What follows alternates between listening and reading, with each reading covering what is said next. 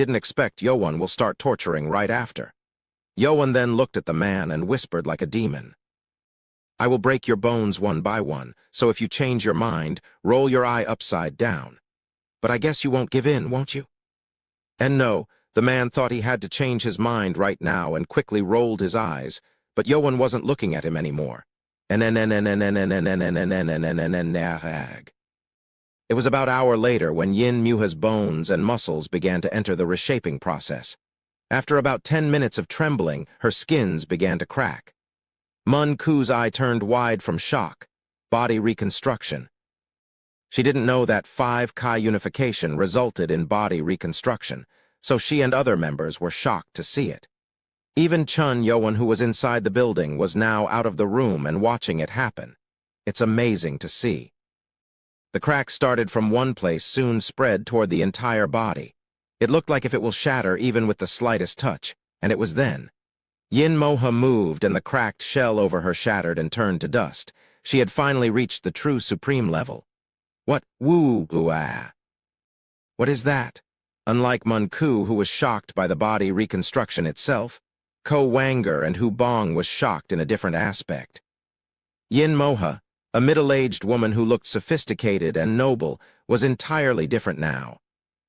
Her skin had found the youth again, and she now looked like woman in her mid-20s. Her sharp eyes and thick eyebrow now made her look like a cold, intelligent woman. Ah, Yin Moha opened her yees. Being at the end stage of the supreme level, she trembled in achieving her accomplishment and soon jumped out. She quickly got down to the front of the building and bowed toward Chun Yoan. She then shouted in a large voice, Leader of the Demon-Spread clan and 10th Elder Yin Moha, swear an oath of allegiance to the true successor of Demon's Sword, Chun Yoan. Mun Ku looked at her with blush and quickly sent a telepathic message to Hu Bong and Ko Wanger, who were looking at Yin Moha with mesmerized looks. Stop looking. Yin Moha was naked. Chapter 180, Unexpected Offer 1. With 10th Elder Yin Moha going through body reconstruction for the first time in his life, a naked woman was bowing to Chun Yoan in allegiance. Yoan also became embarrassed and looked away. Elder, you should get dressed first. Oh. Yin Moha was weird, but when she realized she was naked, she blushed and quickly ran into the building. She looked like in her 20s now, but she was still in her 50s, so she didn't scream or anything like that. Haha, it's hot, isn't it? Yeah, I know. Ko Wanger and Hu Bong flapped their hands at their face. It was cold winter, but they were hot for some reason. And with this, Yoan was able to acquire the second approval and the powerful servant who was at the end stage of the supreme level. It was as Li Haimeng said. She was going to be a valuable asset to the member. After about 10 minutes, Yoan and his members were gathered in the office of the mansion. 10th Elder Yin Moha now looked about as same age as the others, but Mun Ku didn't look so happy. Ugh, look at them, they're fooled by her naked body. She seemed to think all of the boys here were fools, but only one who knew her as a girl was Yowon, so only Yowon knew why she was being uncomfortable. Is that true? Yin Moha was looking down at the man kneeling at the office. The man had all of his fingers snapped backward and begged, but the anger didn't go down. Yin Moha gritted her teeth as she growled in one clan's name. Sword Clan? She didn't think the staff that worked for over 10 years were spies of the Sword Clan. She didn't even become suspicious as the staff did not have any internal energy. The Sword Clan told him to watch over me. The staff spilled everything he knew to Chun Yowon. They were told that if she finds any progress in restoring the sword demon's sword skill, then they were ordered to bring it out. But they couldn't see Yin Moha in training, as she always trained in a locked room and she didn't leave any tracing, so it was no use. You dare try to kill me. And with no findings, that's when they saw Yin Moha going under body reconstruction and thought they had to interrupt it at all costs. This betrayal was as terrible. The man begged as hard as he could. Master, please don't torture me." He wasn't begging for his life. He was a trained spy, so he didn't fear death. But after being his fingers snapped and nails pulled out, he had gone through so much pain that he wanted to die. "Master, why you still haven't changed?" Hubong felt sweat running through his forehead. It was long memory, but he was reminded of his first meeting with Chun Yowon at the medical room. Chun Yowon's torture was that of a trained torturer. Ha! Ugh! Yin Moha angrily created sword Kai over her finger and thrust it into the staff's heart. She did not intend to let the man live who tried to kill her, even if the man served her over 10 years. When she seemed to ease her anger, Yowon asked her, "Elder, can I ask you what is going on?" Yin Moha did not speak the important part that Yowon was being curious on. Yin Moha thought for a moment and spoke. "Okay, I decided to serve you as my master, so I will tell you everything." Leaders of the Demonspread Sword Clan were powerful, as their root was from the Sword family itself. So even if they weren't from 6 clans, they often took important roles within the cult. The reason for them to take such important roles were to compete against 6 clans, but also to continue the true will of the Sword family. We wanted to be approved of what we restored over 500 years, but Sword and Wise clan always rejected the idea.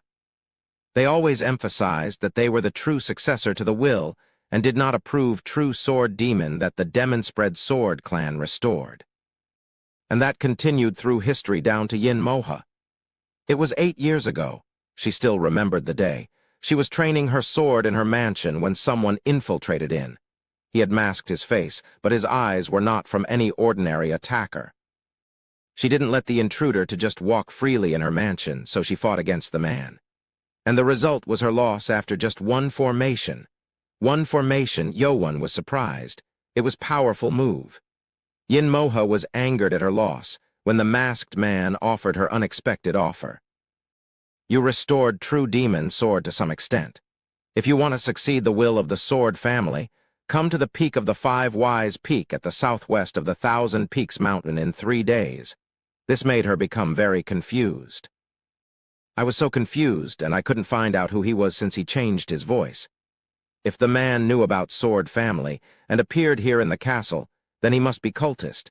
But Yin Moha had never seen such powerful martial artist. She was also shocked when the man recognized the true demon's sword. After hesitating for a long time, she had to go down to the 5 Wise Peak. She couldn't just ignore it when the name of Sword family was mentioned. And when I went up the peak, there was ones that weren't expected.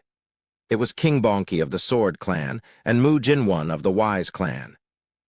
All of them didn't expect each other to be here and ready to fight, but they stopped when the masked man appeared. "Who are you to mention the name of Sword family and gather us here?" King Bonky shouted angrily, as he was most hot-tempered one. But he didn't attack the man at once, so it seemed he too had lost against this masked man.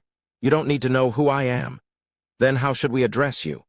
Mu Jinwon asked, and masked man answered, "You can call me Anonymous if you need the name." This was the Anonymous that Yin Moha spoke earlier.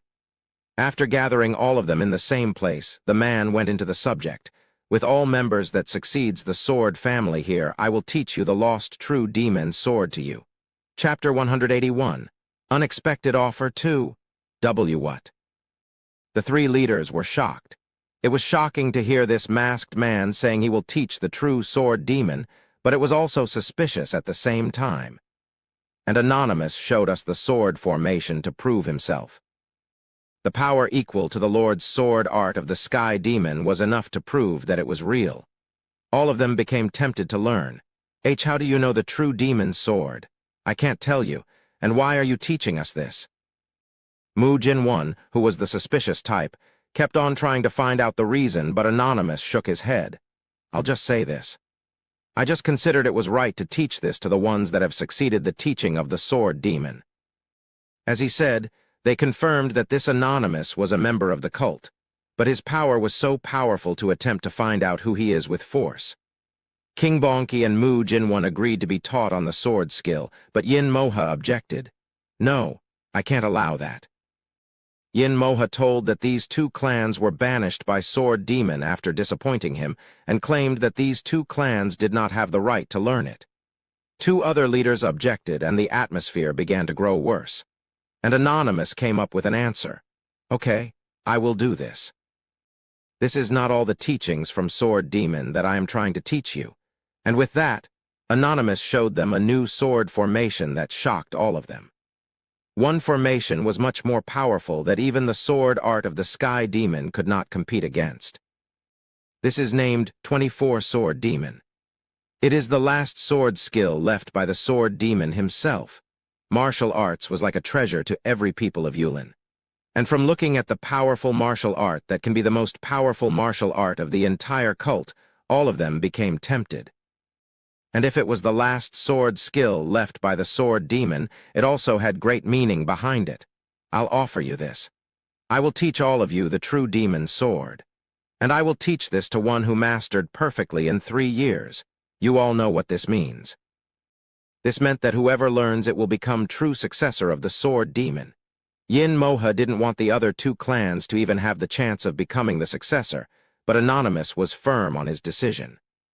I have trained hard so the teaching would not fall at the hands of those scums. The Demon-spread Sword clan spent 500 years to restore true demon's sword. And without even needing 3 years, she was able to complete the sword in just 2. And after 3 years, 3 leaders met again at the peak of the 5 Ys. I thought I was the only one who perfected it. I was wrong. Ys and Sword clan also had their roots in the Sword family.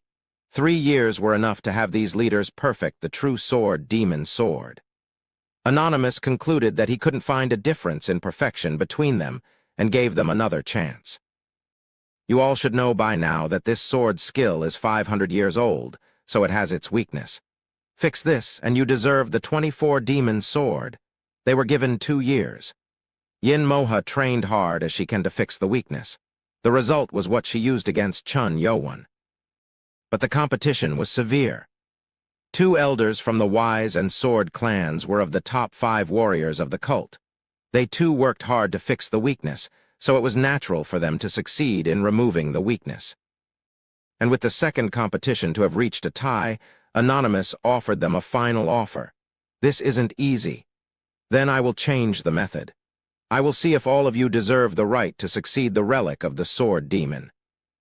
He asked them if they remembered the first formation of the 24 demon's sword. Of course, they did not forget that powerful formation. Good, I will give you 3 years. Replicate the first formation. If you have will to succeed the sword demon, and with some luck, you will be able to complete the formation. What? We have no energy flow or teachings. How can we learn the formation that we just saw once? King Bonki spoke back angrily, but Anonymous was firm. That sword movement does not require special energy flow. If you have the right, then you will learn.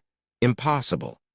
They became dumbfounded, and Anonymous suddenly pulled out his sword and unleashed one formation. It was much more powerful, not weaker than the 24 sword demon. After the formation, Anonymous's arm and leg shook and looked exhausted. What is that? King Bonki and Mu Jin-won looked shocked.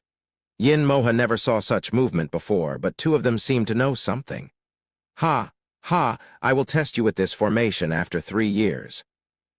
If you perfected the first formation of the 24 demon sword, then you will counter the formation I just used. And with that, Anonymous quickly disappeared.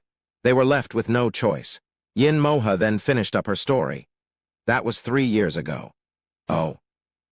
Yoan then realized what Li Haiming had said. The reason she came into contact with Wise and Sword Clan was because of this. 3 years, so did you already met the Anonymous again? I have to, in 2 weeks. This was why she was locked up in the house and train. She had to come over these 2 leaders and succeed the teachings. You told me you can teach me Sword Demon's teachings, but I have to stop those scumbags from learning the teaching. Yoan narrowed his eyes. There was one part that he was being suspicious as he heard the story. It was Anonymous. If he knows the name 24 Demon Sword, he must have seen the skill book at the treasure vault. But that required to pass the 6th test, and he had heard no one had passed the test in 70 years. Then who was this man? I should ask Left Guardian on the person who passed the 6th test 70 years ago. Whoever it was, if the person was trying to give chance to 2 other clans, this wasn't good news for Chun Yoan. And there was one more thing Yoan was curious on. 10th Elder. Do you still remember the sword formation that the man used 3 years ago? Of course. She remembered well on the movement. Yoan then asked her to show him in private, and she took him into the private training room underground of her main building. Yoan, after getting to the training room, immediately took out his sword and unleashed the formation. It was a grand and powerful movement that made Yin Moha's eye turned large. Ah! It was exactly same sword formation that Anonymous showed her 3 years ago. The only difference was that if Anonymous was barely able to do it, Yoan was using it flawlessly and naturally. How do you know this sword formation? This is the one that Anonymous used back then? Yoan became grim. He was shocked. How can this be? The formation he just used was the first formation of the sword force of the Sky Demon. Chapter 182. Unexpected Offer 3. After leaving the Demon-Spread Sword Clan, Chun Yoan was concerned. He had thought that he alone had learned the sword skills that Father Chun Ma and Sword Demon had left. But it turned out that there was someone else who learned it before him. He then remembered what Left Guardian Li Haiming spoke to him about. The sword tracing on the pedestal was copied and made it as a book.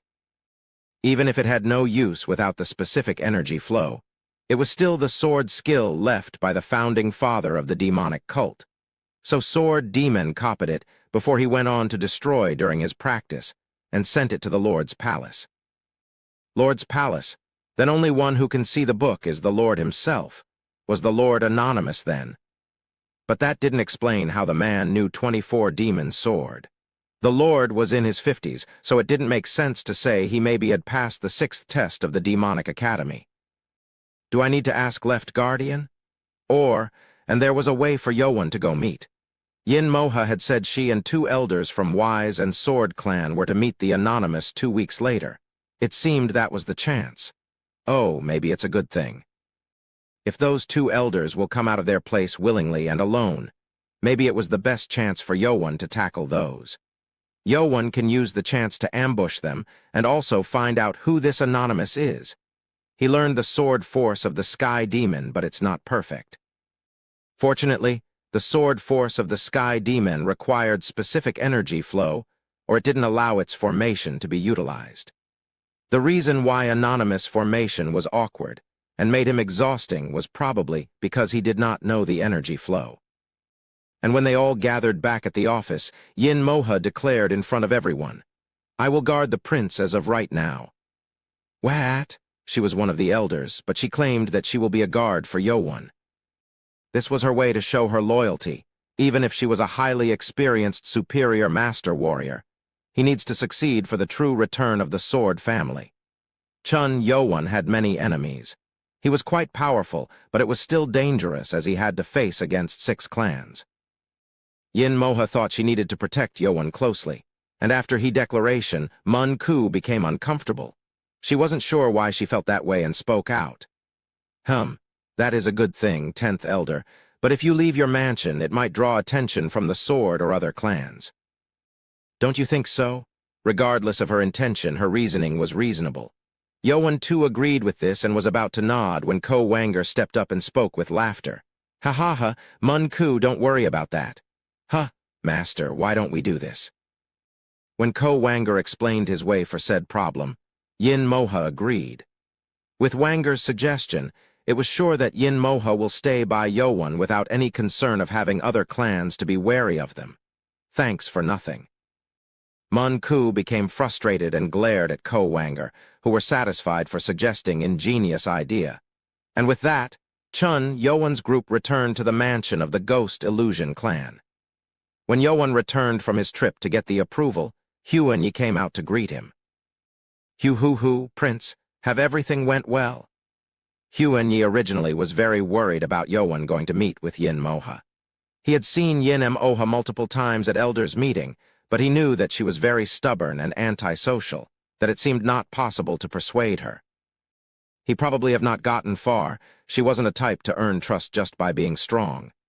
Huan expected Yoan had failed. But who is this girl? She sure have glaring eyes. Huan couldn't recognize Yin Moha standing next to Yoan. He remembered her as a middle-aged lady in her 50s. And by reaching the end stage of the superior master level, Yin Moha now hid her energy so well that it made it even harder for Huan to recognize her. Stop scanning on me, you genderless bastard. Huan became surprised at taunting words coming out of the young, beautiful woman's mouth. Huh. Did you just talk to me? Yeah, you, she glared, and Huan's eye narrowed. He didn't expect just until now, but it seems he had heard this way of speaking. Wait a minute, I feel like I know you.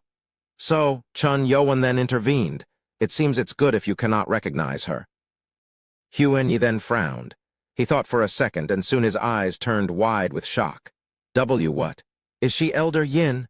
Yoan smiled and nodded. Huan genuinely looked shocked to see Yin Moha, who had become younger in her looks.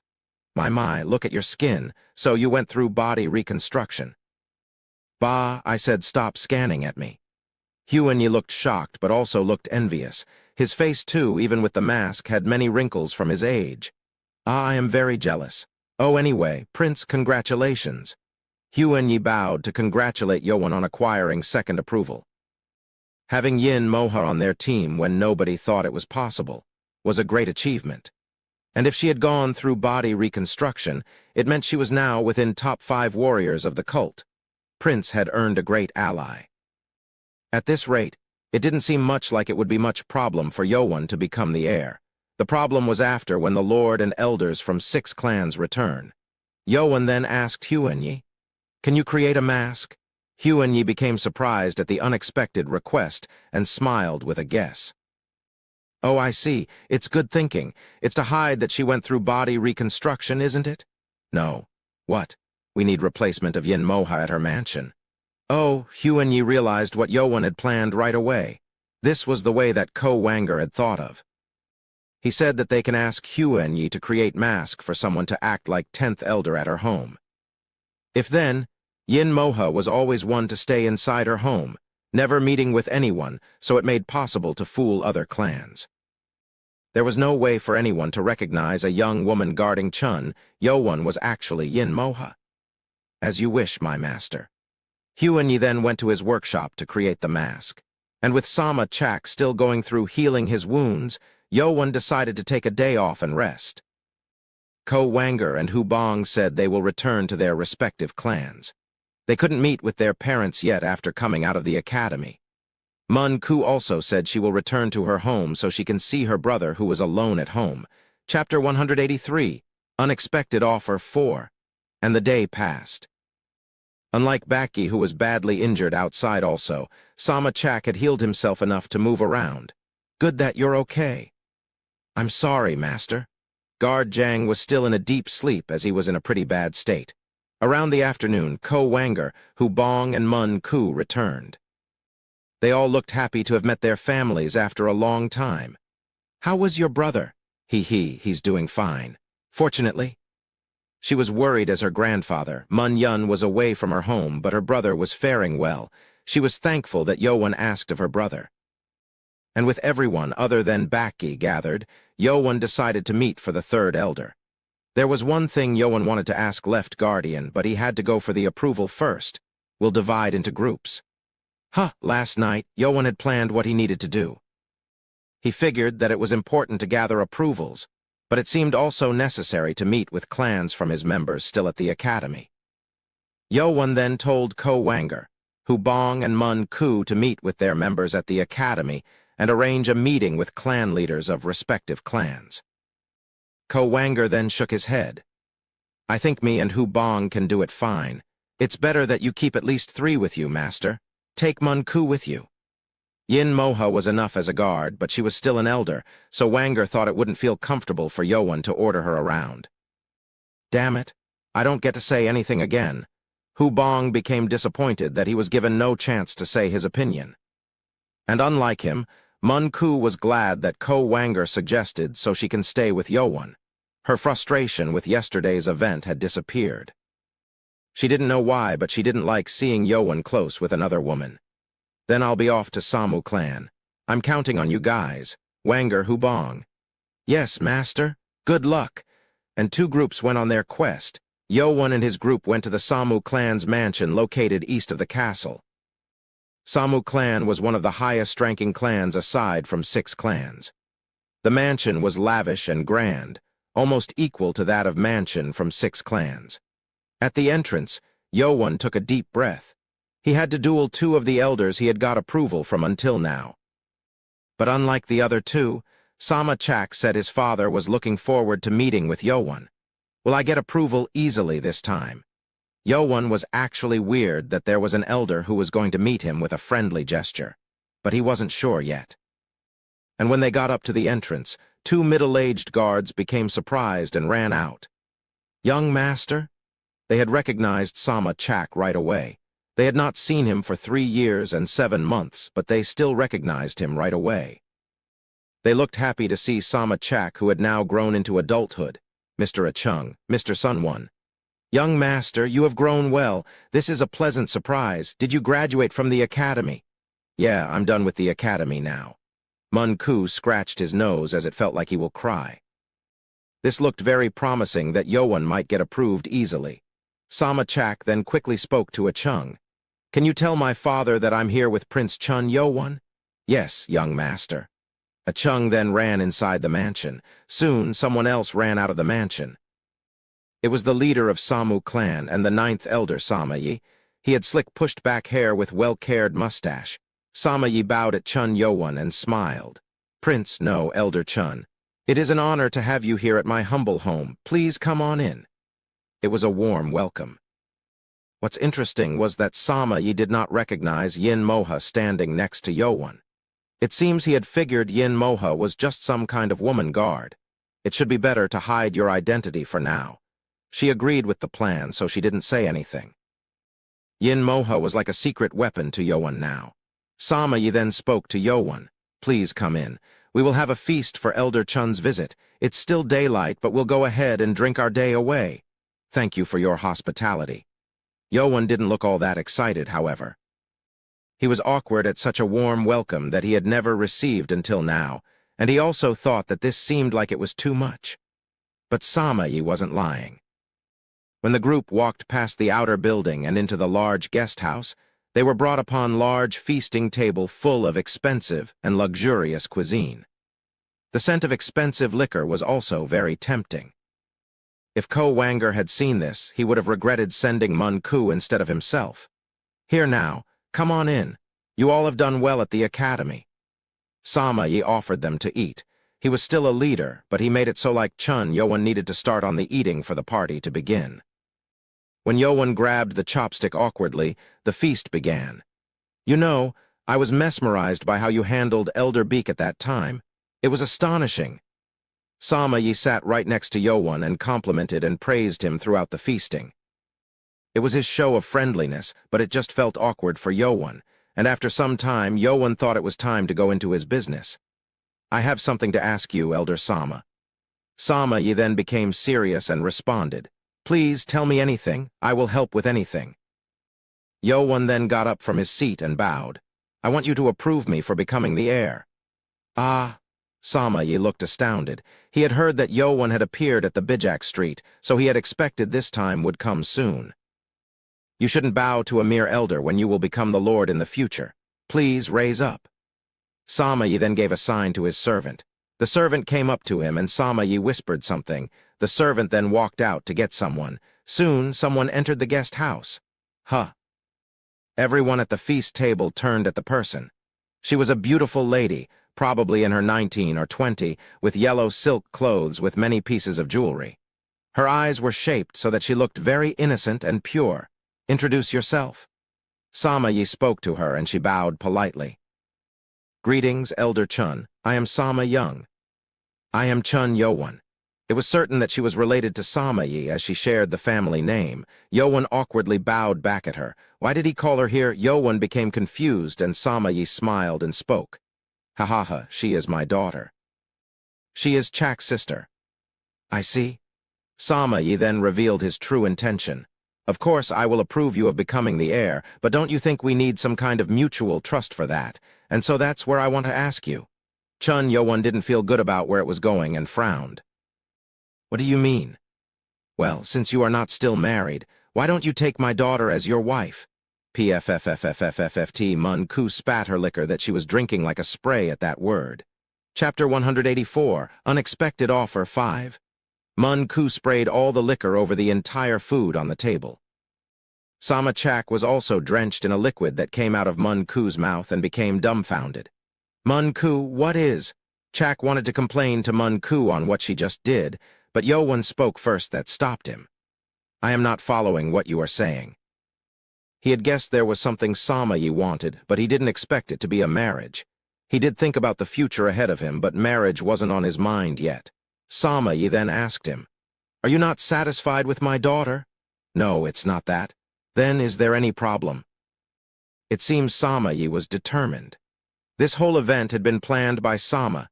Ever since he saw Yowon defeating Biko, the leader of Poison Clan and the elder of the cult. I have to make Prince Chun as our family. Most clans, even Samu clan, who was at highest ranking beneath the 6 clans, still had to be wary of what they were doing, and always were afraid of 6 clans. And here was Chun Yowon, prince from none of these 6 clans, and one who was determined to overthrow the current system.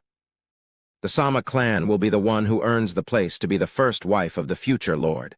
From what he had seen in history, he had thought Yowon will have multiple wives, even after overthrowing 6 clans. And if that was true, Samayi wanted to take the best piece of pie first when he can. Samayi smiled at Yowon.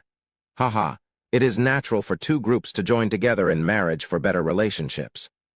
Chun Yowon became wordless, and Samayi changed his method to persuasion. Even if he is powerful, he is still young to know about politics. Samayi had kept his clan at highest-ranking clan over 20 years against 6 clans. He was experienced and good at many schemes and tactics. He had many plans ready for his project to have Yowon as his son-in-law. Elder Chun, if you become the heir, you will have yourself against these 6 clans. You should know better. Every cultist knew that Chun Yowon and 6 clans did not get along. If Yowon was to become the heir, it was apparent that 6 clans will try to do something to overthrow potential powerful enemy before they are overthrown instead. Becoming an heir is just the start. You are powerful, but if you are against them, then you need forces equal to theirs. And for that, Samu clan will be your powerful ally. This was true. If Samayi, leader of one of highest-ranking clans, and the elder of the cult were to join, Chun Yowon was going to earn a great ally. Ugh, he has a point. Mun Ku thought as she looked at Samayi and Chun Yowon with worried look. And when she thought got to the point where maybe Yowon will accept the offer and marry Sama Young, then she became shocked. Huh, why am I worried about that? She was surprised that she came to such thought. She had pledged allegiance but never thought Chun Yowon as a person of romantic interest. But when she heard that Yowon might get married, she felt frustrated and sad. No way. I'm not. When she realized her feeling was not what she thought it would be, her heart began to pound. And as she began undergoing emotional turmoil, Samayi continued. No offense, but you are from nowhere, Elder Chun. Background and who you have at your side isn't something to consider lightly. And for that, marriage will bind us together strong. This will ensure your foothold and help you grow in power. Yowon began to thought, and Samayi figured that Yowon was agreeing to his idea. Samayi then smiled and went on to the conclusion. I will approve you of becoming the heir, Elder Chun. But if we become one family, then you will earn the might of Samu clan under your feet. This is possibly the best way you can imagine, isn't it? Ha ha ha.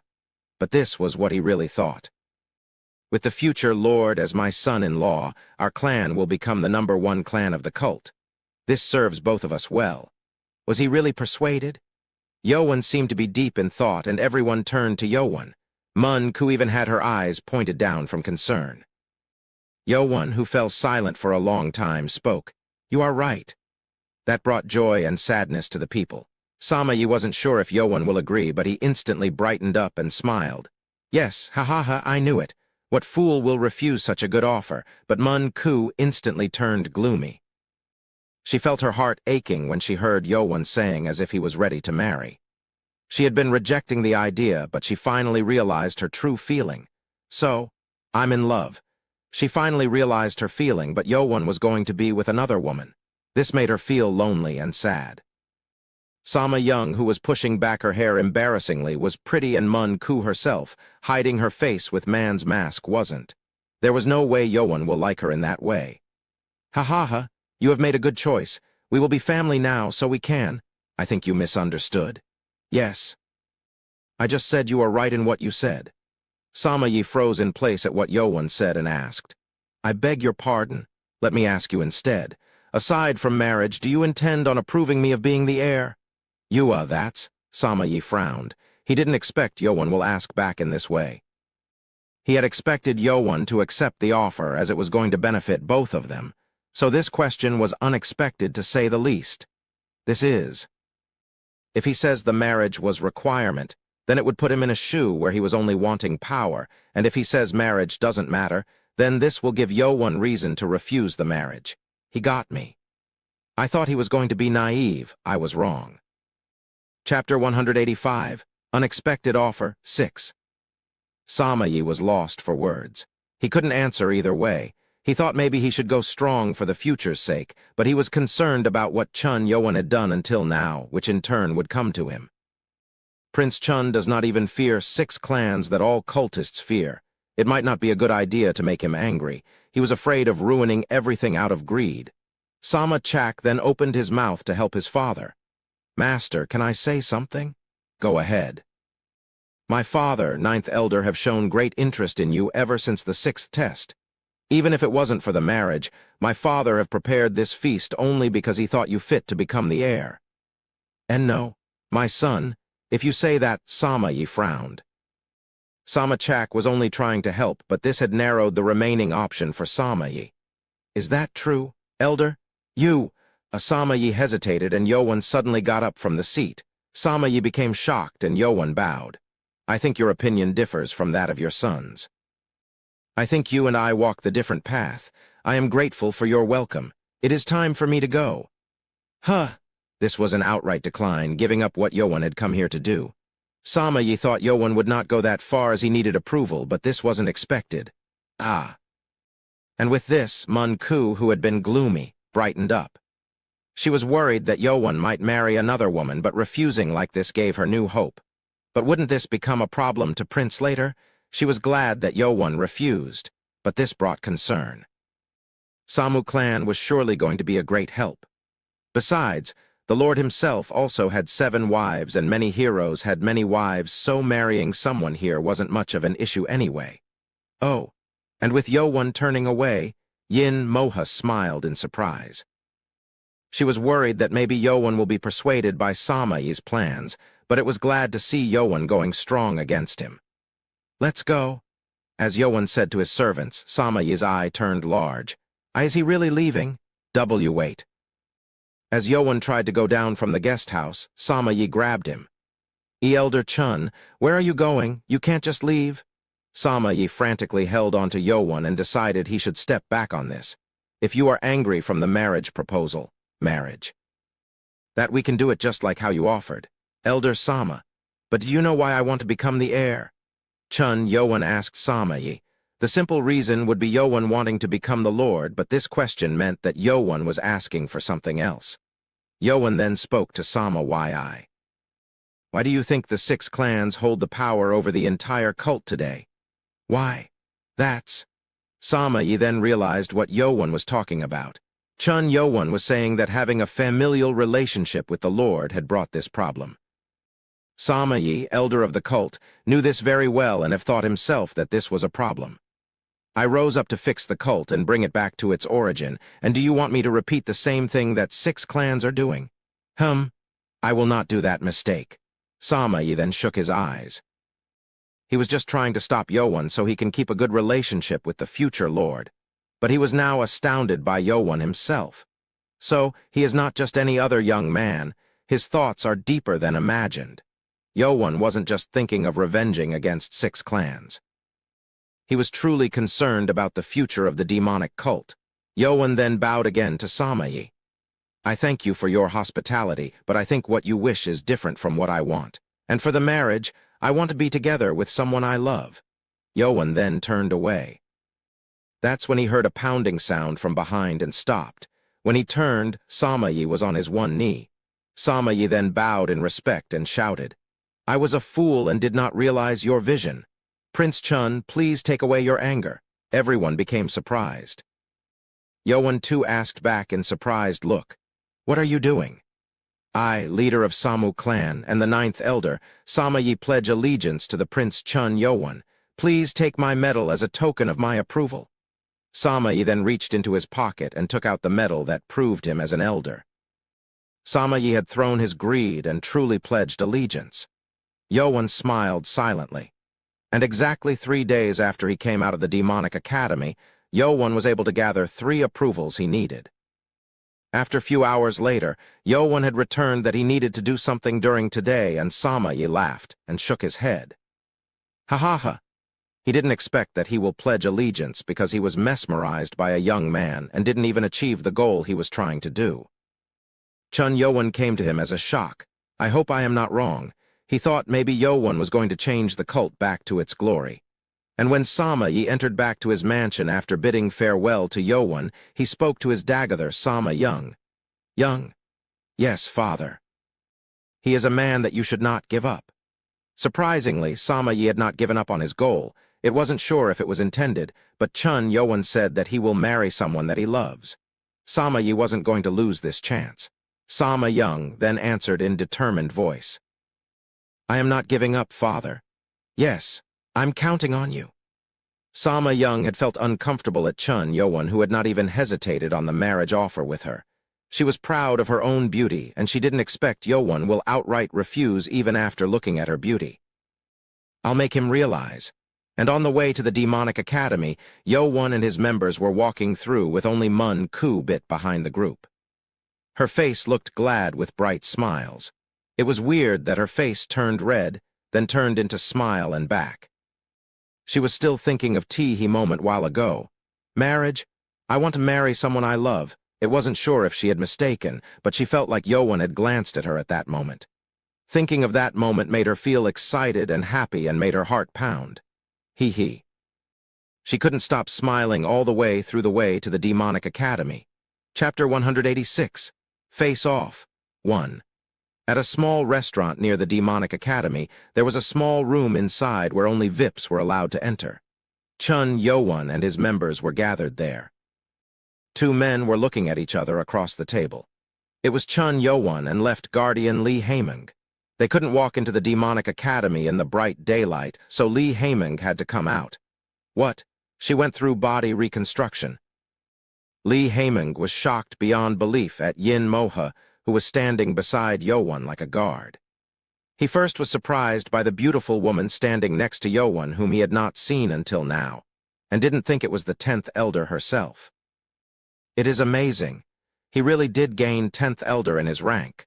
Lee Haeming too thought Yoan would fail in getting Yin Moha's approval. She was a weird and stubborn woman after all. But she went through body reconstruction and was now staying closely by Yoan, so Lee Haeming was surprised by how things had turned out. So, Prince, what is that you want to know? Lee Haeming asked, and Yoan told the other members to stay outside the room. As they walked out, Yoan continued speaking on the subject. Left guardian. Do you know who was the one who passed the sixth test 70 years ago? 70 years ago, Li Haiming became surprised. After asking Yin Moha for permission, Yoan then explained what happened to Yin Moha in recent years regarding the sword skill and Anonymous. After hearing everything, Li Haiming became surprised. If what Yoan had said was true, then this Anonymous was sure to have passed the sixth test and have learned the martial art of the sword demon. Even learned the sword force of the sky demon. This is... What is it? It's been a long time, but the Academy has a recording of every cadet who passed the test. Then you know, Prince, the one who passed the sixth test 70 years ago is the former Lord Chun In-jai. Yoan's eyes grew large. Chun In-jai was the former lord of the cult and Chun Yoan's grandfather.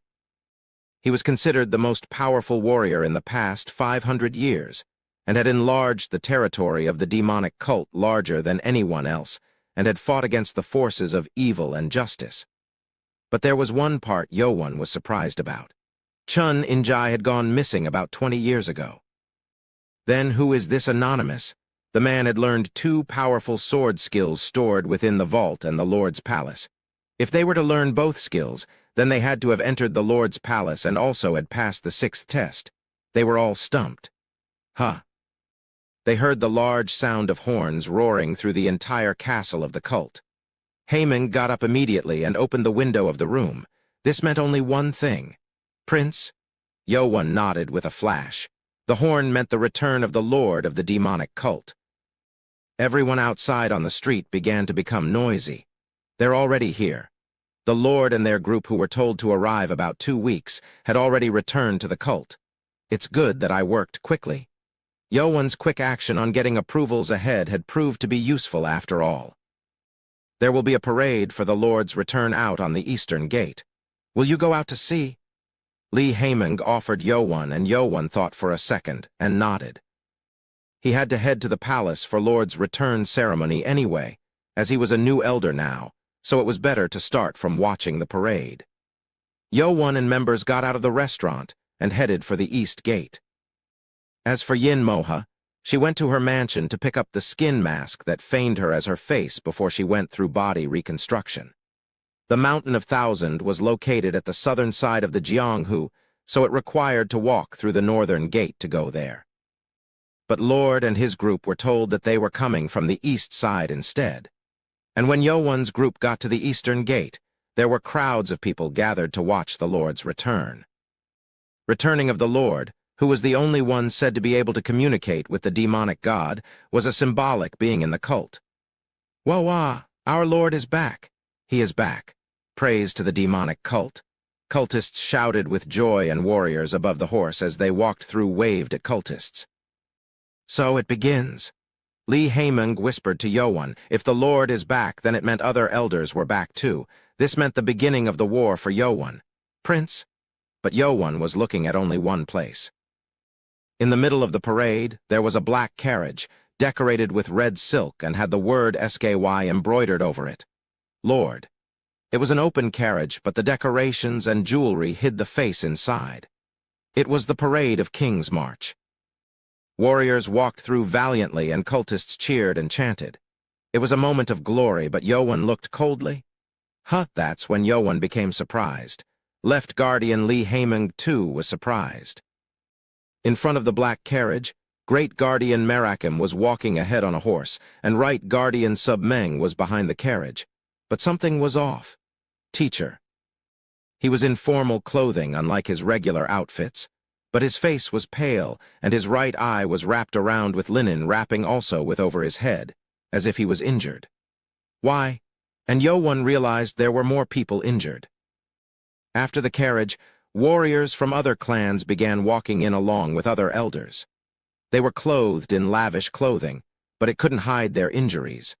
What happened, elders came in beginning from the first elder. They seemed fine until the third elder, but starting from the fourth elder, they were heavy with injuries.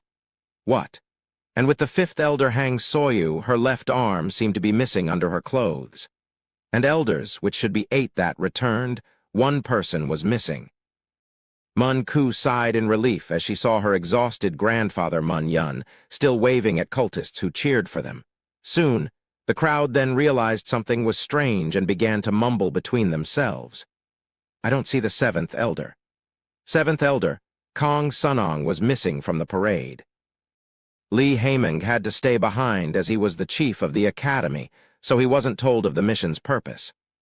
In usual cases, this much number of warriors would require constant contact with cult, but it was put to complete secret this time. So it was only after the Lord's group reached proximity to the mountain when Huan Yi realized they were returning. Well, we'll get to know soon. It was secret until now, but since they were now here, it was going to be found out. It's strange. I can't see them. Man looking in his mid-30th looked around from above the horse, scanning through crowds, and he couldn't find people he was looking for. He was the leader of the Wise clan and the first elder, Mu Jinwan. In normal circumstances, members from the Wise clan should have come out to greet the return of the Lord and the elders, but they were nowhere to be seen. There were other wives of other lords, but he couldn't find anyone from the Wise clan. Is there something going on? Crowds cheering the return looked very normal. He figured it was probably nothing much, as close to half of the clan's warriors were left behind, but he came to a certain concern. "Huh, Master, look at that." Chapter 187, Face Off 2. Hubong then pointed toward the back of the parade. Yowan and his members became surprised at the ones following from behind.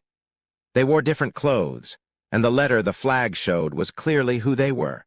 Yulin clan. These people were from the Yulin clan, the largest group from the forces of justice. It was the first time in the cult's history where members from justice walked into the castle.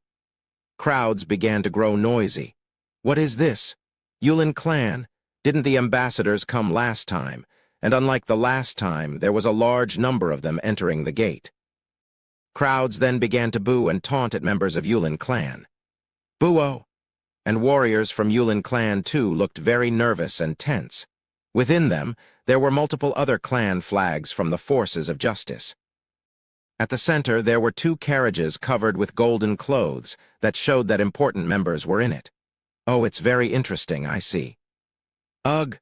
Hubong was surprised by the sudden voice coming from his side. It was Huan Yi, the 11th elder, who appeared.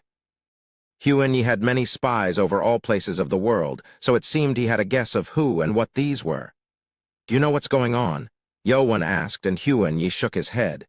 "It's not clear, but maybe we might side with the Yulin clan this time." "Side with the Yulin clan?" Li Haiming asked back surprisingly. For the past 50 years, the cult had waged fierce war against the Yulin clan. There was no severe fight in recent 5 years, but they were still very hostile against each other. Well, we'll hear what's really going on at the palace. Members of the Yulin clan were allowed to enter the castle in front of every cultist. It was sure that the Lord's palace was going to announce something to the cultists. When everyone got into the castle gate closed and the crowd followed the parade into the Lord's palace. But things turned out differently from expectation.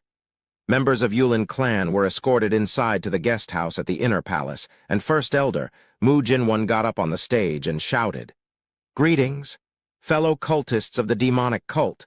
It's me, First Elder Mu Jinwan." Cultists became confused when Mu Jinwan, instead of the Lord, got up on the stage. When the crowd became silent, Mu Jinwan shouted in a large voice, "I first want to thank all of you who cheered for our and our Lord's return. The Lord is very exhausted from the long trip, so please gather back here tomorrow afternoon for his announcement. For the ambassadors from the Yulin clan who entered the castle, please consider them as our guests. They were formally invited. It is the Lord's order." Mu Jinwan then bowed and walked down the stage. So, the announcement of what was going on was postponed to tomorrow. What is going on? Why did they invite the Yulin clan here? Damn it, he didn't say anything. Cultists noisily talked about their speculations and soon scattered. There were multiple questions, but there was no way to find out until tomorrow. And when people began to return to their homes, short horns sounded 3 times, signaling the summoning of all elders, leaders of clans, and guardians into the palace. "I guess we have the grand meeting first." Huan Yi spoke, and Yowan nodded. He was now allowed to enter the grand meeting formally and sit together as equals with the other elders. We'll wait at the restaurant near the palace. Only elders, guardians, and clan leaders were allowed, so Yowan's members weren't allowed in. Okay. Please take care of this. Yes, master. The inner palace required weapons to be left behind, so Yowan asked Hubong to carry his white dragon blade and the sword created from cold steel. He then walked into the inner palace with Li Haimeng and Huanyi. Inside the inner palace, there were many large buildings, and across from the Lord's residence, there was a large building made just for the grand meeting. The building was a lavishly decorated hall, with chairs placed so that people could sit down in ranks. The throne at the farthest inside was the Lord's throne that sat toward the crowd, and there were 12 elder seats that placed down to look at each other. Other clan leaders were located towards the outside. 7 elders who just returned were already in their seats, and clan leaders began entering to sit down in the empty seats. All leaders from high-ranking clans sat down in front row seat, and the other clan leaders sat behind. 9th elder, entering the hall. When the elders entered, guards at the entrance shouted to alert everyone. Welcome. It's been a long time, Elder Sama. All clan leaders got up and greeted 9th elder Sama-yi. The grand meeting didn't happen that often, so it was a good chance for clan leaders to get a chance to talk with the elders. After a few minutes, most clan leaders got in and sat down on the chairs. And with the Lord who was going to enter with the 3 guardians, everyone else was now here. The only one that hadn't arrived yet besides the Lord and 3 guardians were the 10th, 11th, and 12th elders. 3 elders are late. Well, he won't be happy, so we'll have to understand. Hang Soyu, the 5th elder and leader of the Lust clan, spoke with frown, and the 4th elder and leader of Loyal clan, Ya Qinkeng, laughed and responded. Ya Qinkeng was talking about Biko. Biko was a member of the 6 clans, but was pushed down to the 12th elder and couldn't join the trip. That's when the guard at the gate shouted. 10th elder, 11th elder, 12th elder entering the hall. 3 elders entered at once, and Hang Soyu shook her head. HMP. Does he made friends with low-ranking elders while he's there? And with the gate being opened, 3 men walked in. Everyone then turned to the 3 elders coming in. Who H? What? All elders who sat on the high-ranking chairs frowned. They expected Biko to be walking in with his staff, and the one who entered instead, while having 2 other elders on both sides, was Chun Yowan. H, how can he? Hang Soyu knew Chun Yowan's face clearly. She had seen him in the first test in the Demonic Academy years ago. Yowan had turned into an adult, but he still had the same face from when he was a teenage boy. Yowan then walked up to the elders who were lost for words and bowed. Greetings, elders. I am new 12th elder Chun Yowan. Chapter 188, Face Off 3. What? 12th elder? 7 elders tried hard to stay calm, but their faces were shocked and in disbelief. The 12th elder they know was Biko, but Yowan, who had entered the grand hall, claimed himself as an elder. Where is Biko? Why is he wait? Did he pass the 6th test? They then realized what had happened while they were gone. The only way for Chun Yowan, who was a cadet of the academy, to become an elder was to pass the 6th test and defeat another elder. Yowan had taken the Biko's seat by defeating him. So clan leaders knew this. The news of the 6th test already had swept through the entire castle, so all clan leaders knew that Yowan had defeated Biko and didn't seem surprised. But they too seemed astounded by a young man standing proudly in front of powerful elders. Was it why I couldn't find anyone from the Poison clan? Mu Jinwon frowned. He had scanned through the crowds on his way in, so he realized that people from Poison clan was also missing. He thought it was an act of protest for the demotion of Biko, but it was not. So he's Chun Yowan. He's the one who cut my grandson's arm? How dare! That peasant-born elders from Sword, Blade, and Lust clan glared at Yowan, as their princes had lost their arms at Yowan's action. If this wasn't the grand hall of the demonic cult, they would have unleashed their anger again. But they couldn't do it, as that meant they had undermined the Lord's authority and dignity and be punished. The hall turned quiet at the heavy atmosphere full of emotions. Do you think we'll approve of you, fool? You may have walked in here, but you are still alone. Elders from 6 clans then stayed silent, not responding to Yowan's greeting, and the air turned cold. Other clan leaders who greeted other elders also fell silent. Ainz Audioverse then smirked. You may have got up here with luck, but that is far as you go. No one will approve you as an elder. Standing up for Yowan here meant that person was going to turn his back against the 6 clans. This was the act to show power over Yowan, but it didn't go as their plan. A large man got up from his seat and greeted Chun Yowan politely. Leader of the Demon Fist clan, Ko Wanghin. Welcome, Prince Chun. Yowan then turned around at Ko Wanghin and bowed. Greetings, Demon Fist clan? How dare? Ainz Audioverse raised her eyebrows and glared at Ko Wanghin, who broke the silence created by elders. But it was just the start. The man who sat next to Ko Wanghin, who looked very gentle, got up and bowed. Chi Takjing from the Westgate clan. Welcome, Prince Chun. Greetings.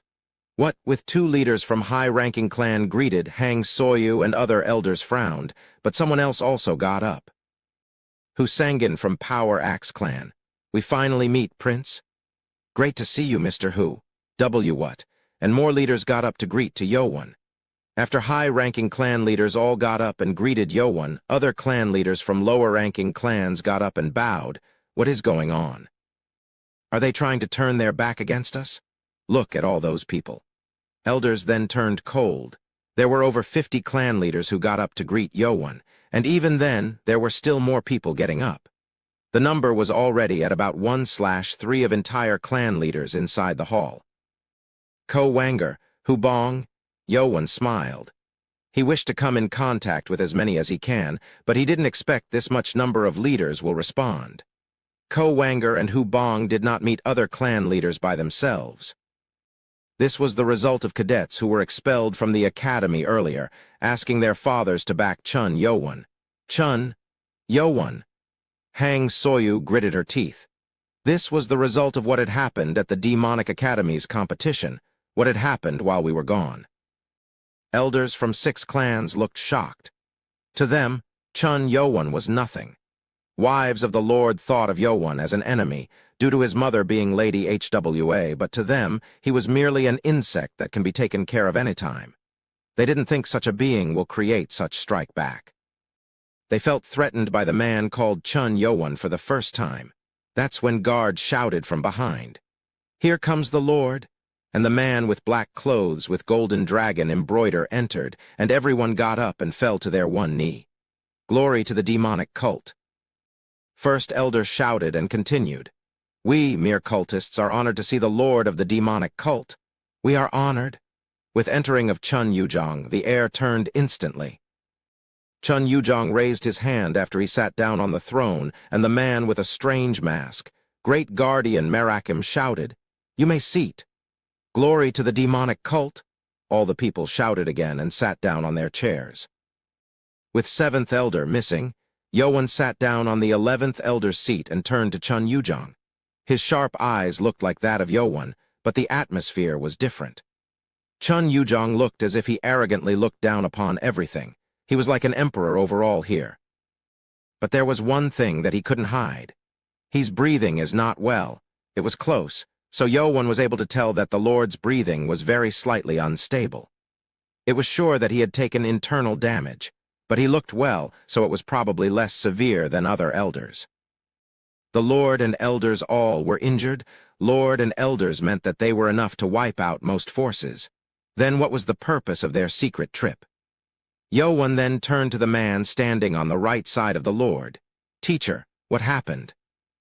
The one who stood right on the Lord was Right Guardian Submeng.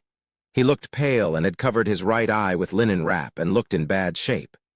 But unlike Yowan, who was concerned, Submeng, who found him, turned his eye large.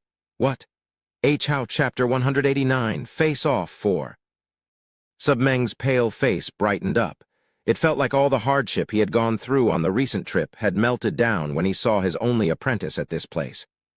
Submeng grinned and Yowan also smiled. The teacher and apprentice had finally met at such an important place. Ha. I guess I can't call you a kid anymore. Submeng was touched. And from what he can see, it was sure that Yowan had grown much stronger than himself now. Chun Yo-won, who was looking at Submeng, then turned to the Lord at the sharp energy coming through. Chun Yujong, who was not looking at him until moments ago, was now looking straight into him. His eye is like a sword. It was the first time he had felt such threatening aura.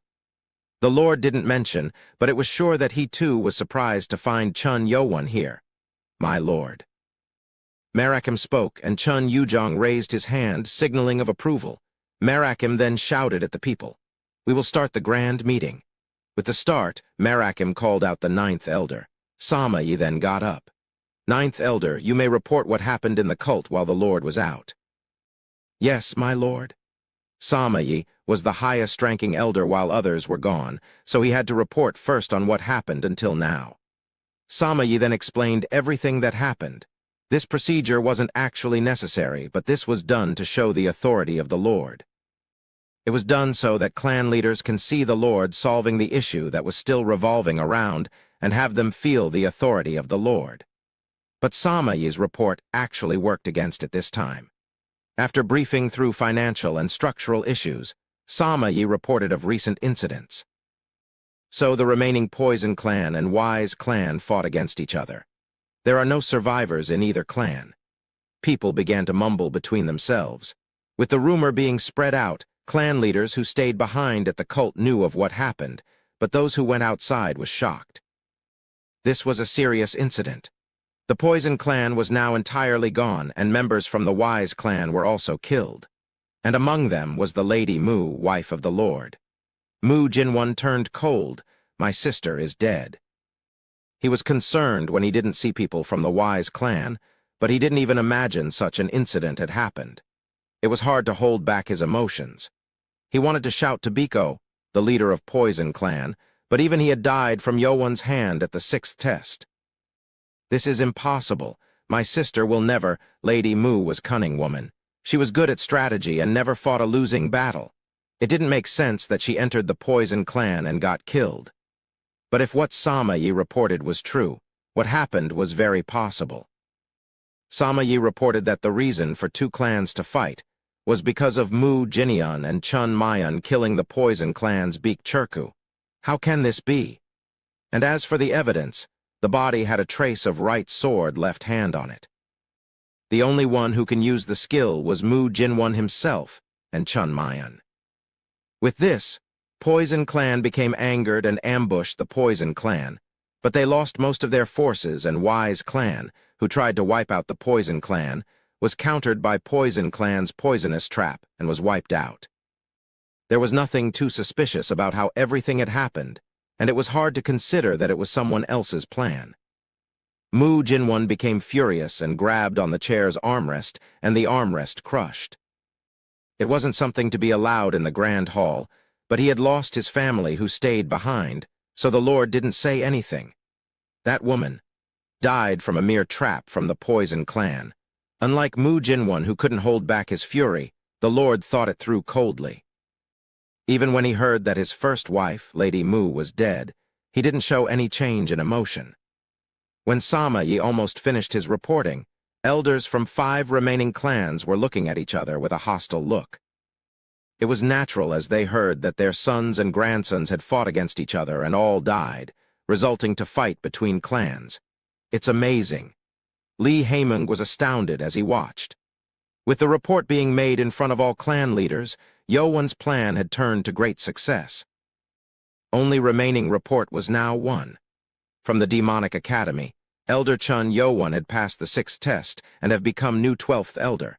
This test is done while the Lord had been missing, so I ask you to appoint him formally as the new elder. Everyone then turned to Chun Yowon. Elders were only appointed by the Lord himself, but the Lord was missing, so Yowon was only given the medal. I object. Hang Soyu, who was furious as ever after hearing her son had died in the academy, got up. "This is a grand meeting, Nata. I approve." "Ugh." But the Lord cut her off and spoke. Hang Soyu couldn't say anything, and Chun Yujong got up from his throne and spoke to Chun Yowon. "Chun Yowon, you may come up to me." Yowon then got up from his seat and walked up confidently and knelt on his one knee in front of the Lord. The Lord then declared in front of everyone, As the 23rd Lord of the great demonic cult, I appoint Chun Yo-won as the 12th elder. You shall serve the cult with your life." "Yes, my lord," Yo-won answered, and Chun Yujong looked down at his son. The boy, who was just a card to be used to unleash his own anger, had got up from the bottom and was in front of him now. It was truly astonishing. Chun Yujong then spoke to Yo-won. "You have something to say." With becoming of the elder was allowed to ask for one thing if it was possible. But this was just a regular procedure and was asking to speak of how it felt. Yo-won then got up and asked the Lord, "Please approve me as the heir to the throne." "What?" The Lord didn't expect this coming and raised his eyebrows. And at that moment, Samayi, Yin Moha, and Huan-yi all got up from their seat and came up behind Yo-won and knelt and shouted, "Please approve Prince Chun Yo-won as the heir to the throne." 5 elders who were watching uncomfortably at Yo-won becoming elder became shocked and grimaced. Chapter 190, Face Off 5. "Please approve me as the heir to the throne." With Chun Yo-won's unexpected request, everyone within the grand hall became shocked. Those who were most shocked were elders from 5 clans. They were uncomfortable about Yo-won becoming an elder, and became even furious when Yo-won asked for approval to become the heir.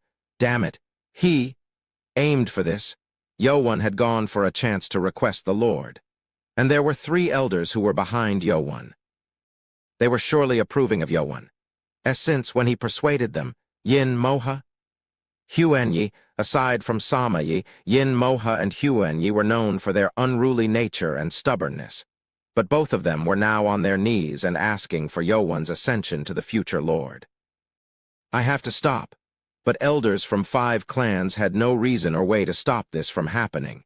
And with all clan leaders within the cult looking at them, they couldn't just object out of emotion without being ridiculed after. Damn it! There is no way. Chun Yo-won had defeated all competitors in the competition, and also gathered approval from 3 elders. With the Lord's approval, he was now going to be appointed as the new heir to the throne. Elders were fools to think that they can get rid of Yo-won anytime. If the Lord approves it, then, this was the worst-case scenario. If one not from the 6 clans were to succeed the throne, then it was going to be the downfall of 6 clans. Everyone turned to the Lord. Chun Yujong looked surprised. Is he really the boy I once knew? Chun Yujong was astounded by Chun Yo-won. When Yo-won first appeared as an elder, he was surprised of the child who was not even in his slightest concern, growing powerful in a short time. But now, Chun Yujong was astounded by Yo-won's smart moves. Yo-won was bowing respectfully, but his eyes were full of confidence as he looked up to the Lord. It wasn't the young, vengeful boy who Yujong once saw on the first day of the demonic academy. "So, you want to succeed my throne?" The atmosphere had become tense with everyone focusing on the Lord. Chun Yujong then opened his mouth. "Are 3 of you approved the 7th prince as the heir?" Chun Yujong asked, and people turned bright and frustrated at the same time. Those who sided with Chun Yo-won brightened, and elders and clan leaders who sided with 6 clans frowned. Chun Yo-won was now an elder, but as he was called as the 7th prince, it meant that Chun Yujong was officially considering him as a candidate to the throne. I, Samayi, the 9th elder, approve Prince Chun Yo-won as the heir to the throne. I, Yin Moha, the 10th elder, approve Prince Chun Yo-won as the heir to the throne. I, Huan-yi, the 11th elder, approve Prince Chun Yo-won as the heir to the throne. And with their determined voice, Chun Yujong looked at each of them. It seemed these 3 elders truly approved Chun Yo-won as the heir, and they didn't seem to care about 6 clans. Maybe this might be a better way, an heir that wasn't related to the 6 clans. It wasn't what Chun Yujong had been planning, but he decided that this too didn't seem too bad. The Lord then nodded and decided. As he was going to speak out his decision, a sharp, hostile aura came to his senses. It wasn't only Chun Yujong who felt this. Everyone felt the hostile energy and turned to the source, a first elder. The source was the first elder and leader of the Wise clan, Mu-jin-won. He was glaring at Chun Yo-won with bloodshot eyes, with veins popping up over his forehead due to fury. He had been in shock ever since he heard that his family members were killed, and he didn't care about anything else now. He dare asks to be appointed as the heir at this moment? Just up until the lord and elders left the cult's castle, Chun Mayan was very close to the heir. With other princes from each clan were expelled, Mu Jinwon believed that Chun Mayan will become the heir with not much of an issue. But when he returned, he found out that everyone from his clan had died while he was gone. Chun Mayan, too, had committed crime inside the academy, escaped from the prison, and eventually was found dead within the mansion of the Poison Clan. From what Mu Jinwon can see, Lady Mu nor Chun Mayan was not foolish enough to do such foolish thing right before the competition was almost over. Both of them had died with a mistake that they would never have made, and Chun Yo-won became sole competitor and requested to be appointed as the heir as if he waited for it. With this, Mu Jinwon could only think of one culprit for his suspicion. Chun Yo-won Chapter 191, Face-Off 6. He didn't care about evidence anymore. With every emotion and thought heading to Chun Yo-won, Mu Jinwon wanted to rip Chun Yo-won apart right at this moment. Left Guardian Lee Haeming and Right Guardian Submeng quickly stood up against Mu Jinwon, and Great Guardian Merakim stood in front of the Lord. Haeming pulled out the red flame sword and aimed at Mu Jinwon. Submeng also pulled out his crazy blade. Only ones who were allowed to wield weapons in the Great Hall were 3 Guardians and the Lord. Step back, First Elder. You should behave in front of the Lord. Haeming and Submeng warned, but Mu Jinwon did not back down and spoke in a furious voice. Do you think I would not recognize your schemes? He was talking to Chun Yo-won, who was behind the Guardians. Mu Jinwon glared at Yo-won, who was kneeling down on his one knee. Chun Yo-won then turned to his left and saw the First Elder in his chair. You. First Elder's eyes shook with rage as he met his eyes with Yo-won. Yo-won did not make any expression, but his eye looked as if he was taunting, glaring back at Mu Jinwon. Mu Jinwon exploded with anger and tried to get up. Enough, the Lord warned threateningly. It was simple and low voice, but the energy wielded within the voice was bottomless and pushed down Mu Jinwon. Ugh! Mu Jinwon then snapped out of his anger and realized he was within the great halls. He couldn't do anything further without having the Lord to become angry. Mu Jinwon brought back his aura and bowed at the Lord and shouted, I have made a grave mistake to the Lord Almighty. Please forgive my foolishness. He then began pounding his head on the ground. And when he began pounding multiple times so that blood began to run through his head, Chun Yujong retrieved the energy that pressured on Mu Jinwon. Mu Jinwon's face was drenched in blood. Chun Yujong looked down at Mu Jinwon coldly and ordered him to stop. Return to your seat. Thank you, Lord, for your everlasting mercy. Mu Jinwon bowed again and backed away into his seat. Lee Haeming then returned his sword, and 2 Guardians turned toward the Lord again. Mu Jinwon wiped his face with his clothes and glared back at Chun Yo-won. I will find out everything and rip you apart with my own hands. If he was to be angry and kill Chun Yo-won here, it was going to work against him too. He had lost half of his family already, so he couldn't lose any more. That's when Mu Jinwon heard unexpected telepathic message coming through his ear. First Elder. What you suspect is true. It's not the Poison Clan, it was me. It was Chun Yo-won. It was a direct provocation. When Mu Jinwon looked at Yo-won with shaking eyes, he saw Yo-won with an evil smile. Mu Jinwon's temper he barely controlled had snapped. I will kill you. Mu Jinwon then charged and bolted against Chun Yo-won. What? Lee Haeming turned back and quickly charged at Mu Jinwon to stop, but Mu Jinwon was 1 stage higher in the strength. Don't get in my way. Mu Jinwon's left hand used the Wise Hand formation and pushed back Lee Haeming into the pillar. Mu Jinwon was at the end stage of superior master level, and Mu Jinwon was also stronger in power of formation. Damn it. Lee Haeming cursed as he got up from the ground and tried to attack again. But Mu Jinwon's Blue Force Kai-wielded finger was already striking down upon Chun Yo-won. He was using the most powerful formation within the True Demon Sword. As Yin Moha said, Mu Jinwon knew True Demon Sword too. Mu Jinwon had realized that Chun Yo-won was at an equal level of his power just when he saw, so that was why he was using his best attack skill he had. It's amazing formation, since when Elder Mu learned such powerful sword skill. Everyone was shocked at Mu Jinwon's use of powerful sword skill. The Lord was also very shocked. He didn't think Mu Jinwon had hid secret sword skill that was almost equal in power to the sword art of the Sky Demon. Is that really the true demon's sword? Yin Moha also frowned in shock. The true demon sword formation used by the strongest warrior of the cult was much more powerful than it should have been. Die. Powerful sword formation unleashed upon Yowon. He's strong. Yowon narrowed his eyes as he faced off against the strongest sword formation he had saw. Yowon's finger shined in blue force Kai. To counter the true demon sword that was perfected Mu Jinwon's way, it was better to use 24 demon sword, which was a higher version. With Yowon's finger moving forward, two force Kai of powerful warriors collided. Chapter 192. Face Off 7. With two force Kai colliding, an explosive sound filled the great hall. Yowon's formation was the third formation of the 24 demon sword. With 24 sword movements being combined, its power became like a storm. It's impossible. He's blocking it. Everyone was shocked to see Chun, Yowon blocking against Mu Jinwon's powerful sword skill that no one thought it was possible to defend against. This. Is it 24 demon sword? Mu Jinwon frowned. The formation that Yowon was using was the formation that Anonymous once showed. How did he learn this sword skill?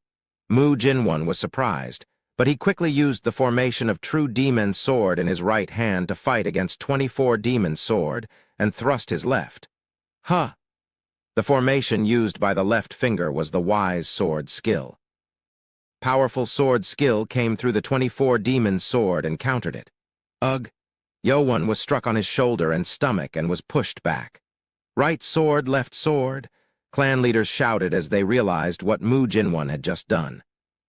Mu Jinwon was known for his ability to use both of Wise Clan's martial art with his both hands at the same time. With two hands working separately to use each martial art, it gave Mu Jinwon the power to attack as if there were two of him. Yowon frowned at the pain coming from his wound. If it wasn't for his energy barrier, the force Kai would have penetrated him. Yowon's clothes stained from the blood, self-healing activated at the wounded area. Nano's voice came in his head as his wound began to heal. It was hidden under the clothes, but the healing was quick. Phew. The pain had lifted quickly. Yowon expected this, but Mu Jinwon was much stronger than he thought. He had used two different sword formation in his both hands and countered Yowon's 24 demon sword. It's not an easy foe. Mu Jinwon was not a foe to consider lightly. I have to be quick. And for Mu Jinwon, he didn't lose his chance and charged in to kill Yowon. If he was to waste time, the Lord or other elders was going to jump in, and he will lose his chance to kill Yowon. He had to finish this soon. I will kill you. Mu Jinwon knew how powerful 24 demon sword was, so he used the best of his ability to use sword formations on both hands. If Yin Moha had completed the first formation of 24 demon sword, Mu Jinwon had created a new skill with his understanding. On my left, last formation of the true demon sword. On my right hand, first formation of the 24 demon sword. Two sword formation unleashed from his both hands and everyone became shocked. Is first elder a monster? How did he learn such formation? Mu Jinwon's formation just now was powerful enough, but this was beyond imagination. His best skill, created with the combination of sword demons strive to fight against blade god, was amazing. He can't block this. Even if it's 24 demon sword, Yin Moha turned pale. She knew the power of 24 demon sword, so she thought Chun, Yowon had no chance to defend himself against this attack. This is for my sister, my nephew, and my families. Dai Mu Jinwon glared. He was certain that even the Lord would not block his attack. This skill was made to fight against Anonymous, a mysterious warrior. If 24 demon sword doesn't work, Yowon glared. And it was the moment when Sharp Force Kai was about to rip apart Yowon's body. Blade. Kai, Yowon's hand was now being wielded in blue force Kai of blade. His hand then unleashed explosive power of blade formation and struck against Mu Jinwon's skill. Huan Yi's eye turned large with shock. It's that skill. It was the shocking blade skill that Yowan used when he fought against Huanyi. Yowan's hand moved in strange angle and created powerful blade moves that overpowered through every sword formation that Mu Jinwan's both hands used. Mu Jinwan frowned. What is this? This is impossible. The blade came from impossible angles. It wasn't something that Mu Jinwan can react to normally. Ugh! His left hand was thrown back from the powerful blade Kai and his body shook. Chun Yowan did not lose this chance and moved onto the last formation of the blade god. He didn't know the name of this formation, but he called it this way. Flying Dragon. With Yowan's body spinning up from below, blades swirled up like a tornado, and Mu Jinwan's body was swept into the force Kai of blade. He shot up to the air through sharp blade Kai, and no. Mu Jinwan tried to get out of it by using force Kai over his hand, but he couldn't even move in the prison of blade Kai. I have to defend myself. Mu Jinwan then focused his energy to create energy barrier. That's when the storming blade Kai came down upon him. My energy barrier. The blade Kai that came down upon him ripped apart the energy barrier itself, and when Mu Jinwan twisted his body trying to avoid being struck, blade Kai cut down into him. Arg. With Mu Jinwan's terrified scream filling the great hall, Mu Jinwan's body ripped apart into pieces in the air. And when the screaming stopped, his bodies dropped to the ground like pieces of meat. Everyone turned silent at once. All people who had gathered at the great halls were shocked beyond relief and was watching Chun Yowan with tense and disbelief. Chapter 193, Face-Off 8. Mu Jinwan, one of 3 most powerful warriors along with the Lord and Great Guardian Marakim, died tragically and shocked everyone in the Great Hall. Clan leaders that sided with Chun Yowan wanted to cheer in joy, but they couldn't make any noise, so they just held back their excitement. And Chun Yowan's blade skill that countered almost impossible sword skill used by Mu Jinwan shocked them all. By the gods! He beat the first elder. Is this true? I didn't even know such blade skill exists, and one who got attention was Right Guardian Submeng.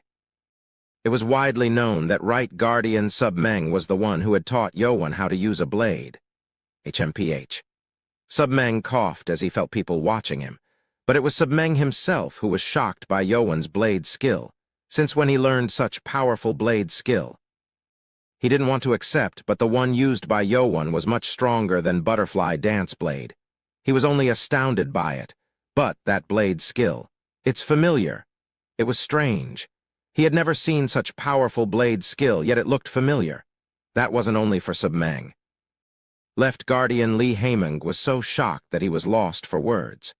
If he hadn't opened the underground treasure vault for Yowan, he would not have realized it, but he saw the tracing left by that blade skill. B-blade skill from the blade god. The skill that was used was exactly the same skill that made the tracing on preserved bodies inside the vault. It was just the trace, but the power emanating from its tracing was mesmerizing, so Li Haimeng knew it well.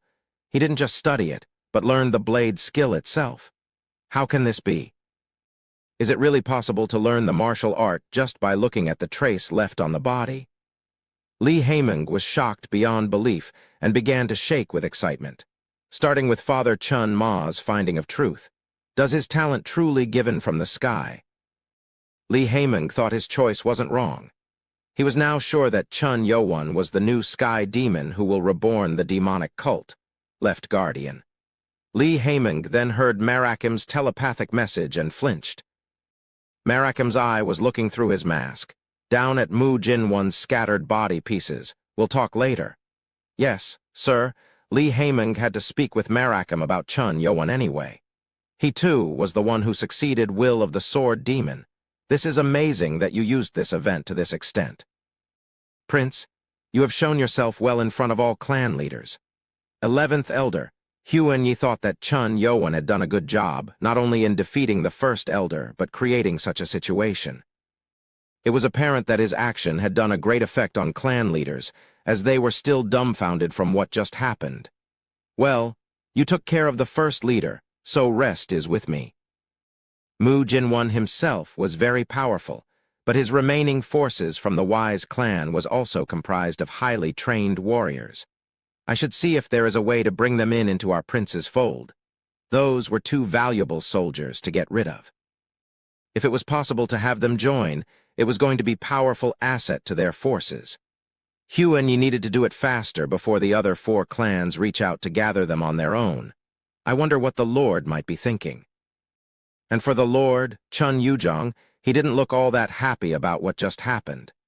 He first thought Yowan was interesting, but it changed his mind now. He heard that Yowan had defeated Biko, so he expected Yowan to be strong, but this was beyond his expectation. He is more than I expected.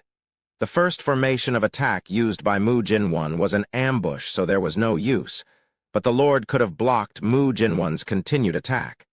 But he didn't do anything, intending to stop just before Yowan will get killed. But with this rate of growth, it seemed even enough to be within the top 5 warriors of the Jianghu within 10 years. He have grown stronger and is becoming my threat. That wasn't welcome. The card was only useful when it can be used as a card. This incident made Chun Yuzhong to look closely at Chun Yowan. That's when someone broke the silence and shouted. It was Ainz Audioverse, the 5th elder. "Ho, how dare you kill First Elder in Great Hall with our Lord present?" She hesitated at Chun Yowan's frightening power, but she decided she had to raise her voice with this. According to the law of the cult, killing another elder in front of the Lord was not acceptable. Elder Hang is right. How dare you do such thing? Elder Chun Yowan should fall before the Lord and confess his sin. 4th Elder Ya King got up and shouted. If they didn't make this as a problem, then it was only going to help Chun Yowan. If they claim that Yowan had ignored the Lord's authority, then the Lord will need to respond to it. We can't let him become the heir. Chapter 194, Face-Off 9. Chun Yowan had grown so powerful not only in his power but in his forces. If he becomes the heir, it will be the wing that will make him soar. Ugh. When Chun Yowan glared at them with cold eyes, Ainz Audioverse and Ya King looked away without realizing. They instinctively felt fear from the difference in power.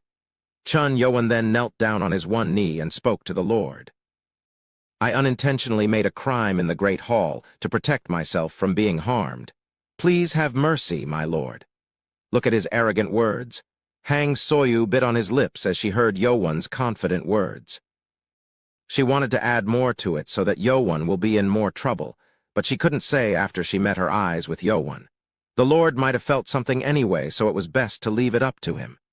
HMPH. He hates his authority being challenged more than anything. He will show his discomfort in one way or another. That's when Left Guardian Li Haiming knelt down in front of the Lord and shouted. I was a fool in failing to protect Prince Chun Yowan, son of our great Lord, from being attacked by the First Elder. Please punish me instead. What? Why? And with that, Ainz Audioverse and Ya King frowned. They didn't think Left Guardian would help Yowan in such a situation. And with mentioning that Yowan was a prince, it became weirder to blame Yowan for defending himself. Why is Left Guardian helping him? Wait a minute. They then became dumbfounded. They didn't think much about Guardians, but this kind of action was sure to prove that Left Guardian was helping Chun Yowan. He even made Left Guardian be on his side. It was shocking. Everyone knew that Yowan befriended Right Guardian Submeng, as Submeng was the teacher of Chun Yowan. But if even Left Guardian Li Haiming was with Yowan, then Yowan's forces were already too powerful. Damn it, there is no way. Chun Yowan. 4 elders realized that the air around the Great Hall had already shifted. If without the help of neutral elders Mongo, the 6th elder, or Mun Yun, the 8th elder, there was no way to press on Yowan or way to stop him from becoming the heir. He is unstoppable. That was Mong O's evaluation. He was neutral, but unlike other elders, he had a close relationship with 6 clans. This was because 6 clans were the actual leaders within the 6 clans. But he was astounded by what Chun Yowan had shown him today. He's amazing. Even the Lord couldn't do much to those 6 clans. Mongo thought maybe the cult might change starting from now.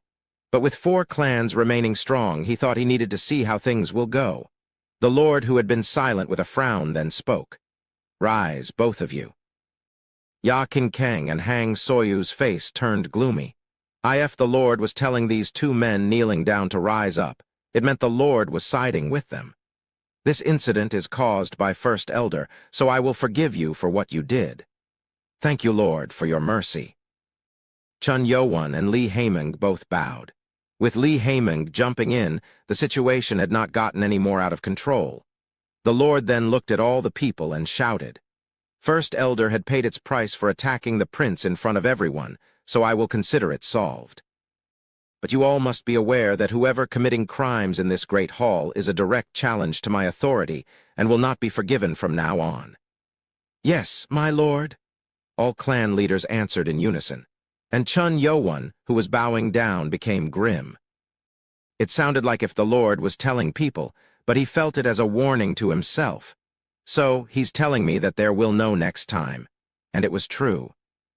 Chun Yoo-jong thought that it was a good opportunity to press down on Chun Yo-won from this incident, but he couldn't find a reason to in front of every clan leader. It is as expected. He knew that the Lord will become wary of himself from this incident already. But Yo-won wished the Lord would show his concern to all, and Chun Yoo-jong did not do this. A warning had been given. The Lord wasn't finished yet. Everyone listen. Yes, my lord, I will declare. As the Lord said that, everyone became confused. 4 elders from 4 clans became concerned and turned to the Lord. I will now appoint my 7th son, Chun Yo-won, who have received 3 approvals from 3 elders and shown his worth as the heir to the throne.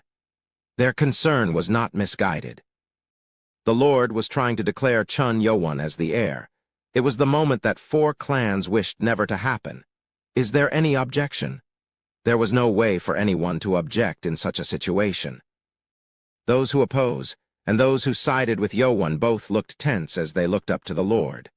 Chun Yoo-jong then shouted, From this time forward, Prince Chun Yo-won are now the heir of our great demonic cult. And with that, every clan leader from Chun Yo-won's forces got up with reddened face and shouted with rejoice. It was the first heir to the throne in 500 years who were not from 6 clans. Glory to the demonic cult! It was only time they were allowed to cheer and shout. Those from the 4 clans grimaced and looked down with a heavy look. The first war that started revolving around the heir was finished. It was Chun Yo-won's victory. Mother! Chun Yo-won clenched on his fist and enjoyed the moment. He then thought of his mother, Lady Hwa. She were worried about Chun Yo-won even in her dying breath. But now Yo-won was the heir of the great demonic cult's throne. Next is you all. He had defeated Wise and Poison clan. There were now Sword, Blade, Loyal, and Lust clan remaining. There were a lot of clans that sided with them still, with one big obstacle overcome. Yo-won was now at equals against them. Chapter 195. Guest from the Yulin clan. 1.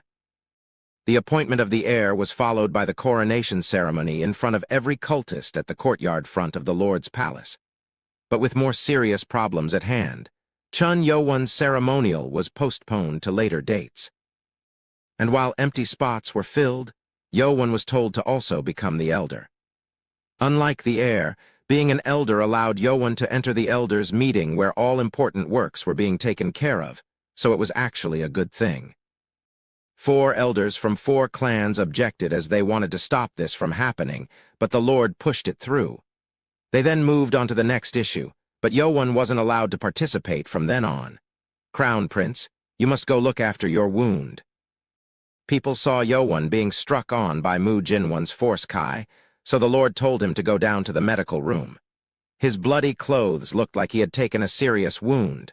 My prince, it should be better for you to look after your wound. We will tell you what had been talked about here later. Other elders sent telepathic messages to Yo-won, offering him to look after the wound. HMPH. I guess I have no choice then. His wounds were healed a long time ago by Nano, but he couldn't reveal this, so he decided to exit from the Great Hall.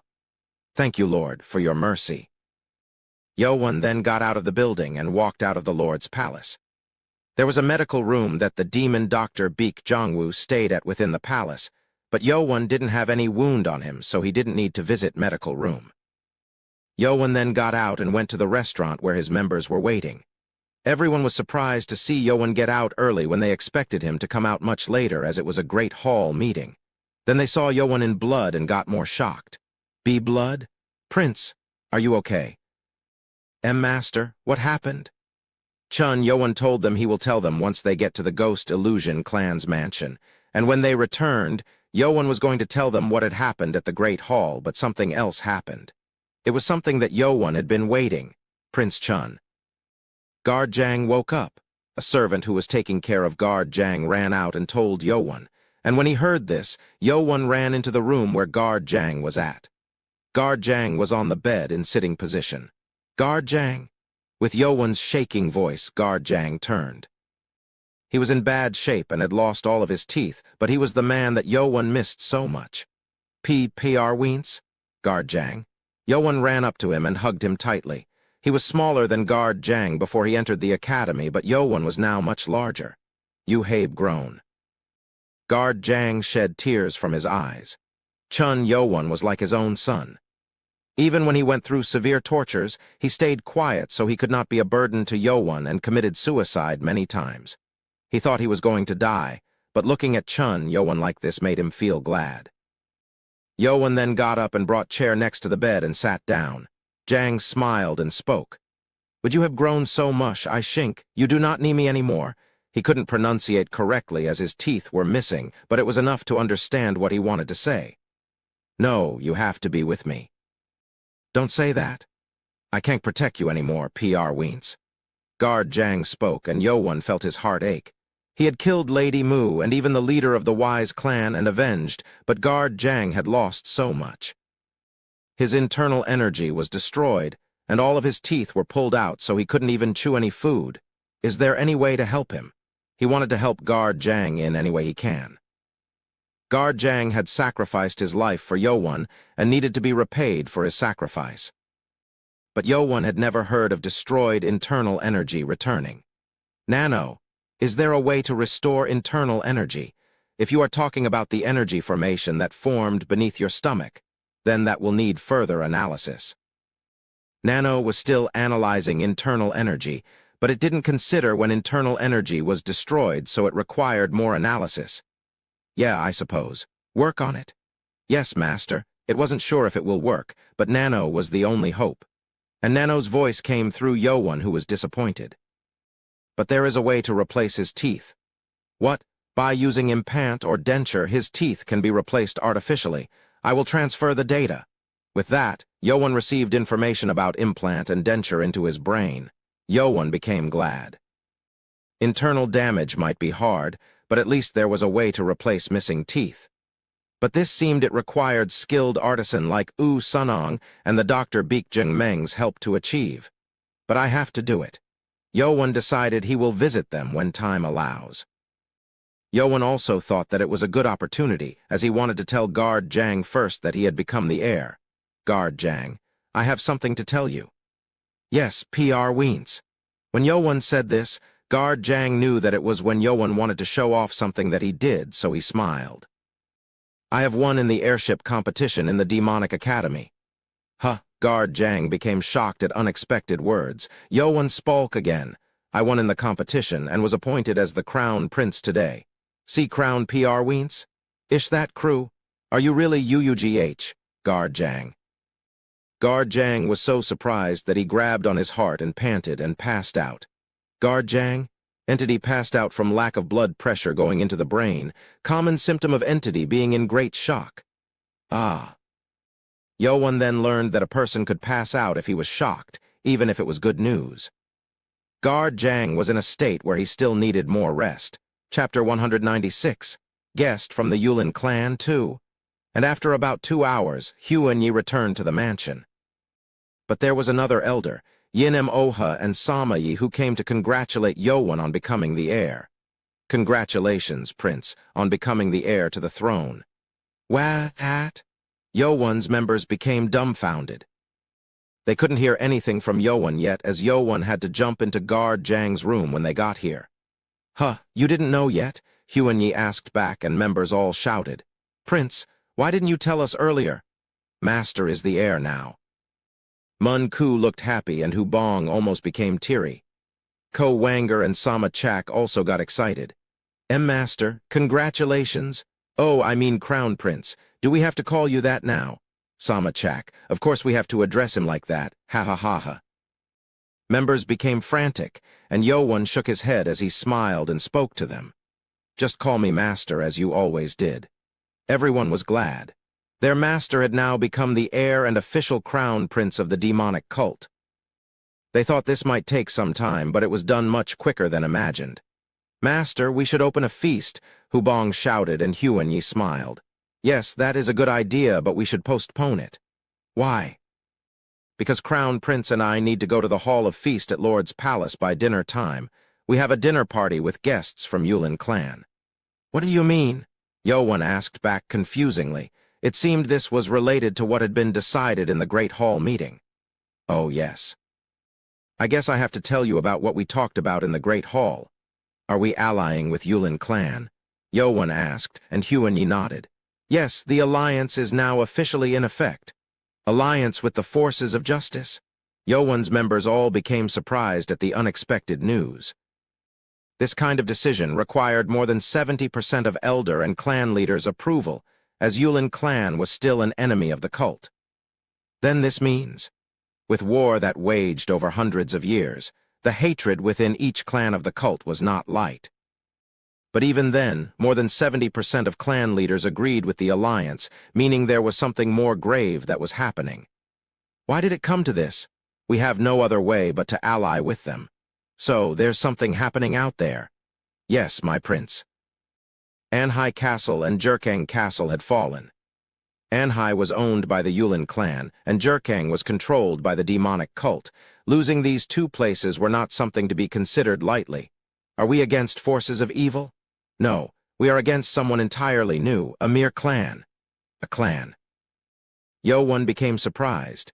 Demonic cult was a group comprised of many clans, but a mere clan fighting against forces at such size seemed like it was impossible. What kind of clan can do that? They call themselves Blade God 6 Martial Clan. Blade God 6 Martial Clan. Yowon did not heard of the name, but frowned at the familiar name. The name of the clan reminded him of Blade God, with some of the most powerful warriors back 500 years ago. Is it a coincidence? Yowon thought while Huan-Yi continued. There was 9 forces of demonic cult at Jerkang Castle, and there were 15 clans from forces of justice in Anhui Castle. The number of demonic cult's forces within Jerkang Castle were powerful, but Anhai Castle was under the jurisdiction of the Namkung clan, having Namkung Shan, one of 17 leaders of the forces of justice, as its leader that no one thought it was possible to attack the place.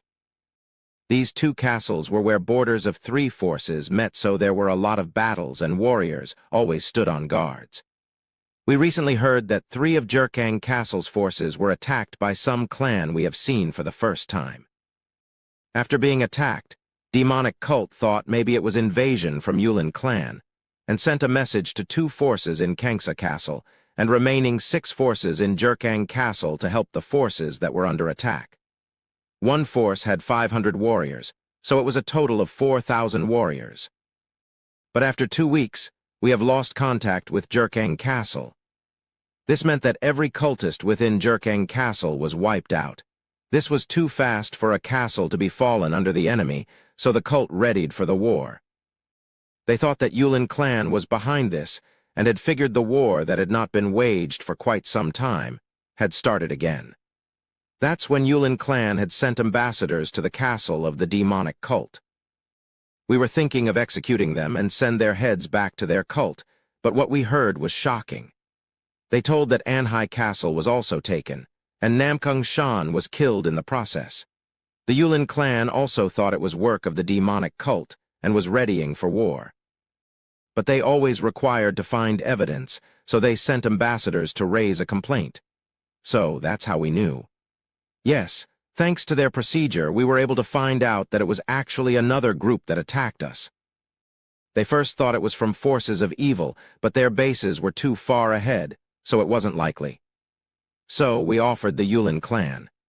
Both groups signed a peace treaty until they take back Anhai and Jerkang Castle, and soon after, another group of ambassadors came to the castle. It was the first time ambassadors from Yulin clan had entered the castle, so every cultist were shocked. Ambassadors brought the offer decided from Yulin clan's meeting, and the lord and leaders agreed to the offer and gathered up a group and left. So, the trip was to take back both regions. Yes, it was to ambush those two castles before the enemy readies its defensive lines and take back. Demonic cult and the Yulin clan both picked out their finest warriors and kept it as a secret to ambush on both castles at once. And the result was, and we failed. They knew the enemy was only one group, so with the combined force of Yulin and demonic cult will able them to take back the castle. But they were countered and had to retreat. The Lord and Elder's wounds were proof of it. 7th Elder was killed in the process. It was a secret mission, so the rumor did not spread throughout the Jianghu, but it was still a shame.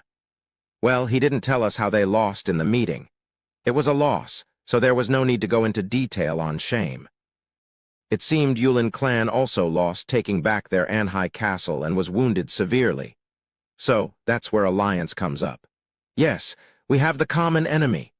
Two forces then gathered to have an emergency meeting and came to an alliance.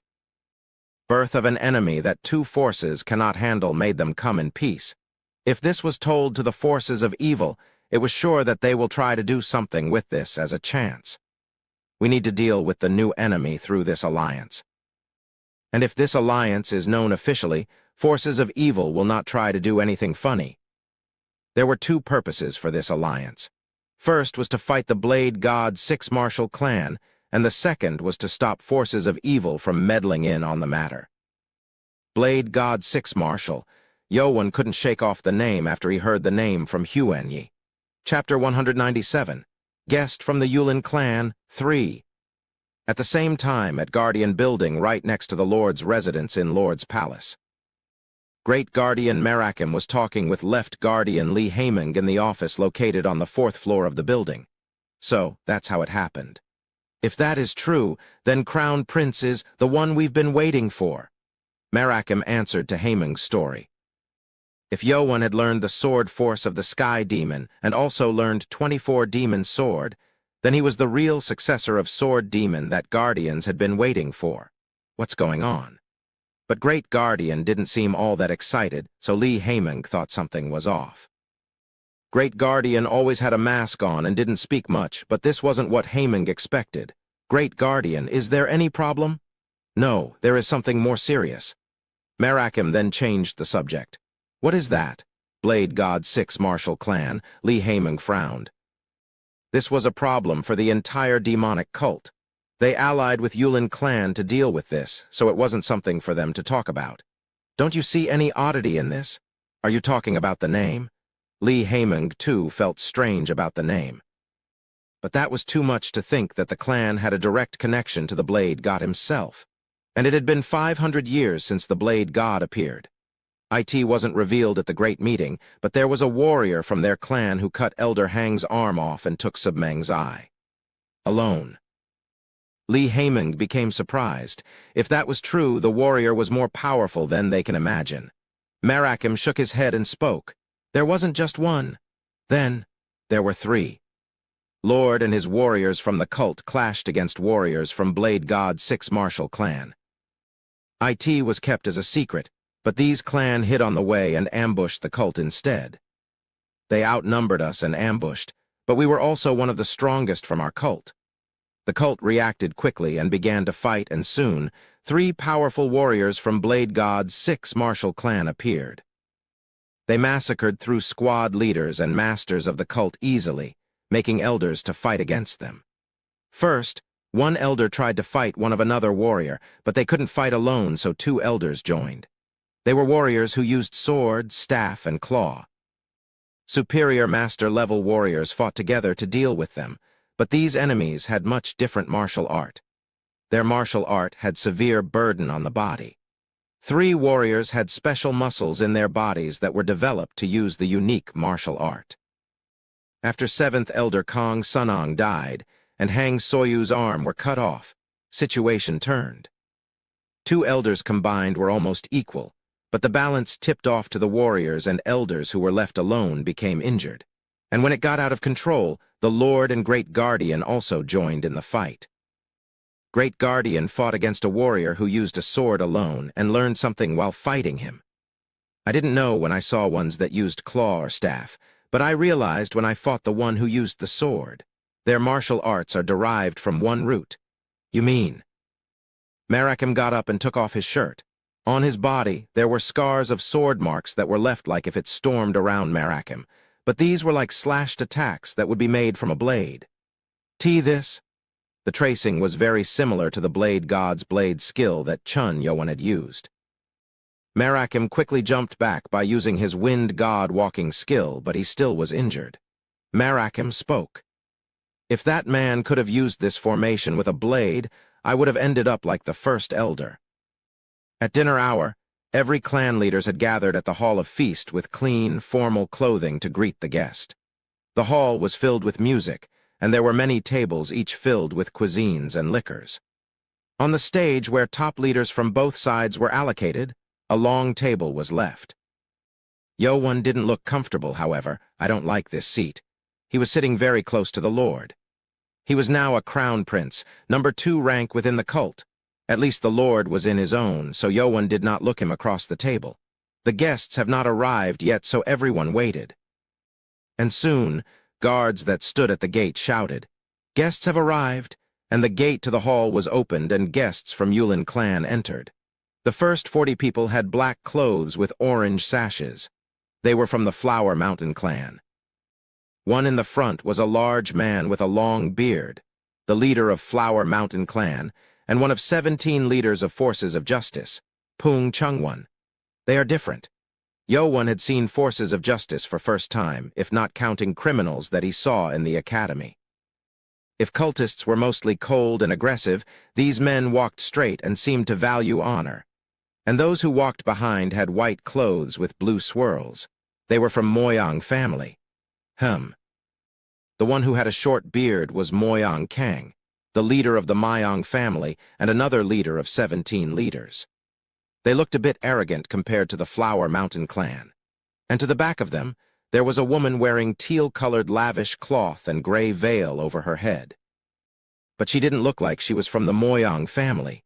Who's that? Guards that stood beside her too had different clothes. Moyang Kang glanced around and whispered to her, and she nodded and walked past the group and members from Flower Mountain clan and got up to the front. She then bowed and spoke to the Lord, Chun Yuzhang. "On behalf of the Yulin clan, I thank you for your hospitality, Lord of the demonic cult." With her words, all members from Yulin clan all bowed. They were allies, but they couldn't do more than this to demonic cult, who were their long foe. Chun Yuzhang then stayed on his seat and spoke. "I welcome valuable guests from Yulin clan to our castle." It was a greeting, but the Lord didn't even show the slightest formal gesture, so people from the Yulin clan became uncomfortable. But they soon heard why Chun Yuzhang did that. "I thought forces of justice, honor, and respect. Was it a false rumor?" "Why are you saying that? How can a person representing the entire Yulin clan hide her face in front of her host?" "Oh, my apologies. I have made a mistake from being anxious about meeting with you." The woman then quickly pulled up the veil over her face. Everyone became astonished. Chapter 198. Guest from the Yulin clan 4. It was beauty beyond imagination that was like a flower on a cliff. Her smooth, silky skin and soft line over her beautiful eyes were astounding. Almost every man in the hall looked at her, mesmerized by her beauty. One of the guards who stood by her then clapped once. Men came back to their senses and looked away embarrassingly. It looked like some of the ones from the Yulin clan were proud of her beauty. Yuan, however, looked weirdly.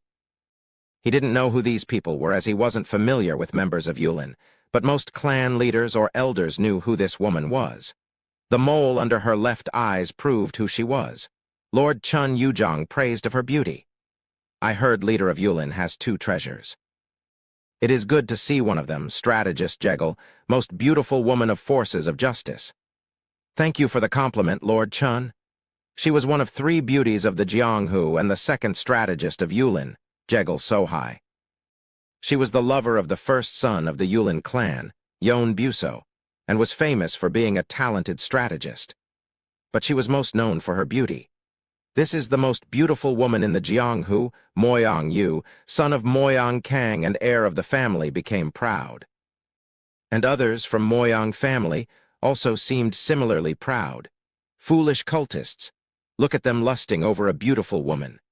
Unlike members of Flower Mountain clan who valued on holding back their emotion, the Moyang family members had been looking down upon the demonic cult. This showed on their faces. I don't like their faces. I heard Moyangs are arrogant, so it's true. It was a party to celebrate the alliance, but clan leaders shook their heads at the sight of the Moyang family. This party could be more dangerous than it was currently. These were two groups who were at war against each other for hundreds of years. There was no way they will befriend each other easily. I will punish all those who might harm the alliance. The Lord warned to all clan leaders before the party started. Even those in the Yulin clan, 2 leaders warned their members. Small argument might lead to a fight, so be wary. They will try hard to stay away from any potential problem that might cause harm to the alliance, but it wasn't sure what might happen when they start drinking. Jegal Sohai bowed to greet. Second strategist of Yulin, Jegal Sohai sends her deepest apologies. Please excuse my rudeness. Chun Yuzhong then got up from his seat and bowed at her and people of Yulin clan. Your leader has sent a very important person here. I thank you for your hospitality. Welcome to demonic cult. With the Lord Ji bowing, every cultist in the hall bowed. Pung Chungwan then laughed and bowed at Chun Yuzhong. Thank you, Lord Chun. We are very hungry, so why don't we start eating? I wouldn't want these great foods to go lukewarm. Pung Chungwan, eldest leader in the Yulin clan's group, spoke jokingly and the atmosphere lightened. You are right, Elder Pung. Let's begin the feast. Yes, my lord. Beautiful servants who was standing by the yard got in and began guiding leaders of Yulin clans to their seats. Warriors then found open seats on round table placed on the hall, and when everyone sat down, musicians began to play music again. It was beginning of the feast. On the stage, leaders began to introduce themselves against each other.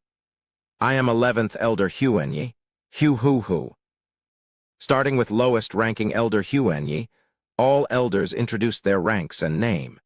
And when almost every elders finished their introduction, people from Yulin clan became curious about young man who was still standing down.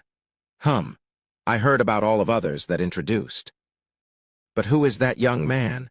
Pung Si Hungwan had lived for long time in Yulin, that he knew most members from demonic cult and forces of evil, but he never heard of young man at the cult's leadership.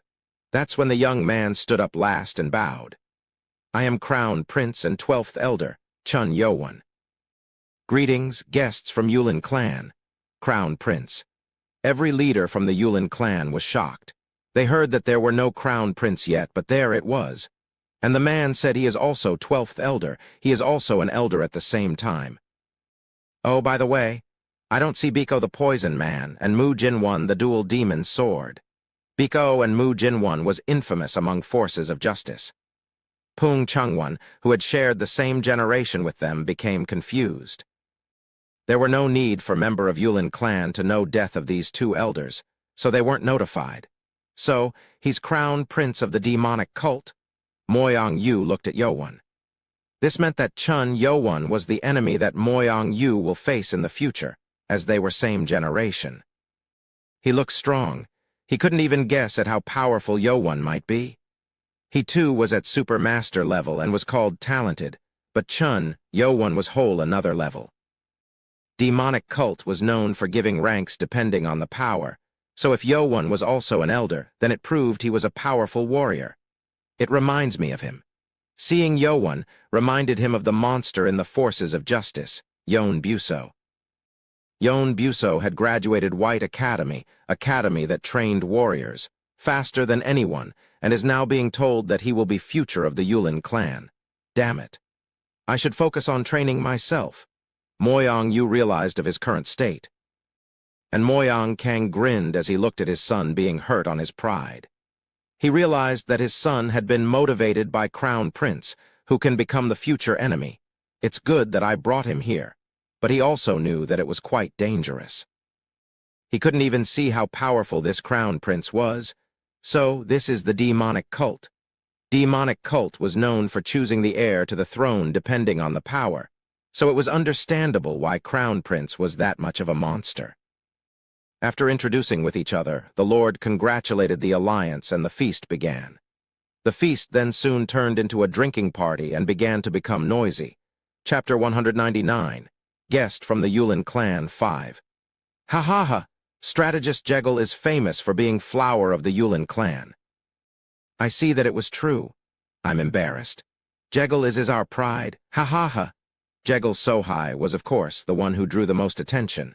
Her beauty was enough to gain attention from all men of all ages and groups, but not all of them were only interested in her beauty. There was one who was looking at the situation carefully. The eye then seemed uncomfortable. Elders are not enough. He then saw one man drinking the liquor, uninterested in Jegal Sohai. He should do. The man then clicked her glass at the small porcelain bottle that contained liquor. It was a noisy party, so no one paid attention to him, but when the sound of glass rang, Jegal Sohai's eye turned dumbfounded and looked around. Then she got up and walked up to Chun Yowon. What is this? Unlike other elders, Huan Yi and Yin Moha, who were sitting by Chun Yowon and talking, became surprised. Jegal Sohai then spoke to Yin Moha, who was sitting right side of Yowon. Elder Yin Moha, would you excuse me for a second? She was asking Yin Moha to move aside. It surprised people around, as it was very rude to ask such a thing, but Yin Moha moved away without any word. Yin Moha did not want to create any hassle with members of the Yulin clan, and from Jegal Sohai's reddened face, she looked a bit drunk. Is she not controlling the alcohol through internal energy? Yowon became surprised. Everyone from both demonic cult and kept their soberness by controlling internal energy, but Jegal Sohai seemed she was drunk. With Jegal Sohai, the flower of tonight's party, sitting down next to Yowon, everyone's attention gathered. Chun Yowon became uncomfortable as unwanted attention drew at them. He didn't mention it, but he wished she would move to other seats and talk with the other elders. But Jegal Sohai's next action drew even more attention and jealousy over men. Crown Prince sir, you are really handsome. Jegal Sohai began trying to flirt with Yowon. Her confident and well-mannered self had disappeared. With her acting in such way, Moyang Yu was first to become angered. What? What is she doing? Jegal Sohai was in a relationship with Yon Buso, the eldest son of the Yulin clan's leader, but Moyang Yu was also secretly in love with her, so he became dumbfounded. Don't you like me? Jegal Sohai tried to grab Yowon's wrist with her beautiful hands, and Yowon thought she was drunk and tried to avoid. But Jegal Sohai got closer by pushing herself right next to Yowon. Yowon became frustrated at being flirted by a woman for first time in his life. This is frustrating. Yowon was able to see that she was flirting, but this was a party to congratulate the alliance, and with both of them on different groups, he couldn't understand this. Something's wrong. Yowon then looked at Jegal Sohai's face. Chun Yowon then became weird, not stopping her anymore, and the man who was watching thought this was the chance. Let's get him now. He then rang the glass 2 times. Jegal Sohai then suddenly took the chopstick on the table and thrust toward Yowon's chest. Leaders from Yulin clan became shocked at sudden move. It was an ambush, but Chun Yowon wasn't someone to be attacked as such. He snapped on her wrist to make her drop the chopstick. But Jegal Sohai pulled up internal energy and thrust it on Yowon's stomach. Yowon backed up to dodge, but Jegal Sohai jumped up to him and continued on the attack. And with such an attack, Yowon had to attack back. And what Yowon did next shocked everyone in the hall. Yowon reached out with his right hand and grabbed her pretty face with his hand. He grabbed so hard that she grabbed on Yowon's wrist and moaned in pain. She was the one who attacked first, but it seemed like it was too much. See, Crown Prince? Pung Chungwon was shocked and did not know what to do. Everyone here saw Jegal Sohai attack the prince first. How dare she attack our Crown Prince? What is the point of this? Huan Yi shouted angrily, and leaders of Yulin clan frowned. It was now 2 groups siding against each other. There we go. The man thought it was now just short of a shout to turn this feast into chaos. That's when Jegal Sohai trembled in Yowon's hand as she writhed. She then fell silent and energyless. "What are you doing, Crown Prince?" Ya King shouted with shock. Jegal Sohai had done something she should have not, but it was necessary to ask her why she did it first. "Hehe, it's going well." The man smiled. The situation was going in more worse. He didn't need to even scream. It was then. NNNGH. Jegal Sohai got up with a moan. Yoan let go of her with his grab and she dropped to the ground and shook her head. She then looked up and asked with a confused look, What is going on here? Did I drink too much?" Jegal Sohai didn't seem to know what she just had done. The man who was watching became shocked. What? Why as the hypnosis went off, he then heard the telepathic message, "Move to the second plan." "Why yes, brother." The man then tapped on glass 3 times. With the sound, Moyang Yu, who were helping Jegal Sohai to stand with a concerned look, suddenly turned weird and charged at Chun Yowan. "How dare you attack Miss Jegal? Die!" There was no need to have this happen twice. Huan Yi and Yin Moha blocked him quickly and pinned him down on the groundy. "The young girl has made us look like fools, I see." "Arg, let me go, let me." HMPH. Yin Moha snapped on Moyang Yu's neck and make him pass out. Damn it, this is a failure. He had to make a problem, but Moyang Yu was easily overpowered, so the man grimaced. He had to move on to the third plan. There's no choice. "Brother, we should move to the third plan." It was when he was sending a telepathic message that someone jumped up to him and grabbed his neck. It was Chun Yowan. "See, Crown Prince? What are you doing?" He's. Everyone was shocked by Chun Yowan's sudden action. The man that Yowan grabbed by the neck and pushed up was one of the guards that guarded Jegal Sohai. "Arg, why are you doing this?" The guard looked down at Chun Yowan with a painful look and Yowan spoke coldly. "Do you think I wouldn't find you?" He felt his heart sink. How did he know that he was behind everything? But he had to lie. "Kek, I don't know what you are talking about. Don't even try to lie." Ag. The clench became stronger and the man felt like his neck bone will break even with slightest of more power. He became painful as Yowan asked with a heavy voice, "What is your third plan?" The guard's eyes turned wide with shock. Chapter 200, Hidden Purpose, 1. When Jegal Sohai got closer, Chun Yowan was able to see her hypnotized eyes. Her eyes had no focus and was not looking at him directly even when she was flirting with him. So, Yowan asked Nano, is she doing this because she's drunk, analyzing facial muscles of the entity. Yowan's eyes began to shake and white light particles began to scan Jegal Sohai's face. Nano's voice then returned. Her eye movement shows irregularities. The entity is presumed to be in a hypnotized state. Hypnotized, sending related information to your brain.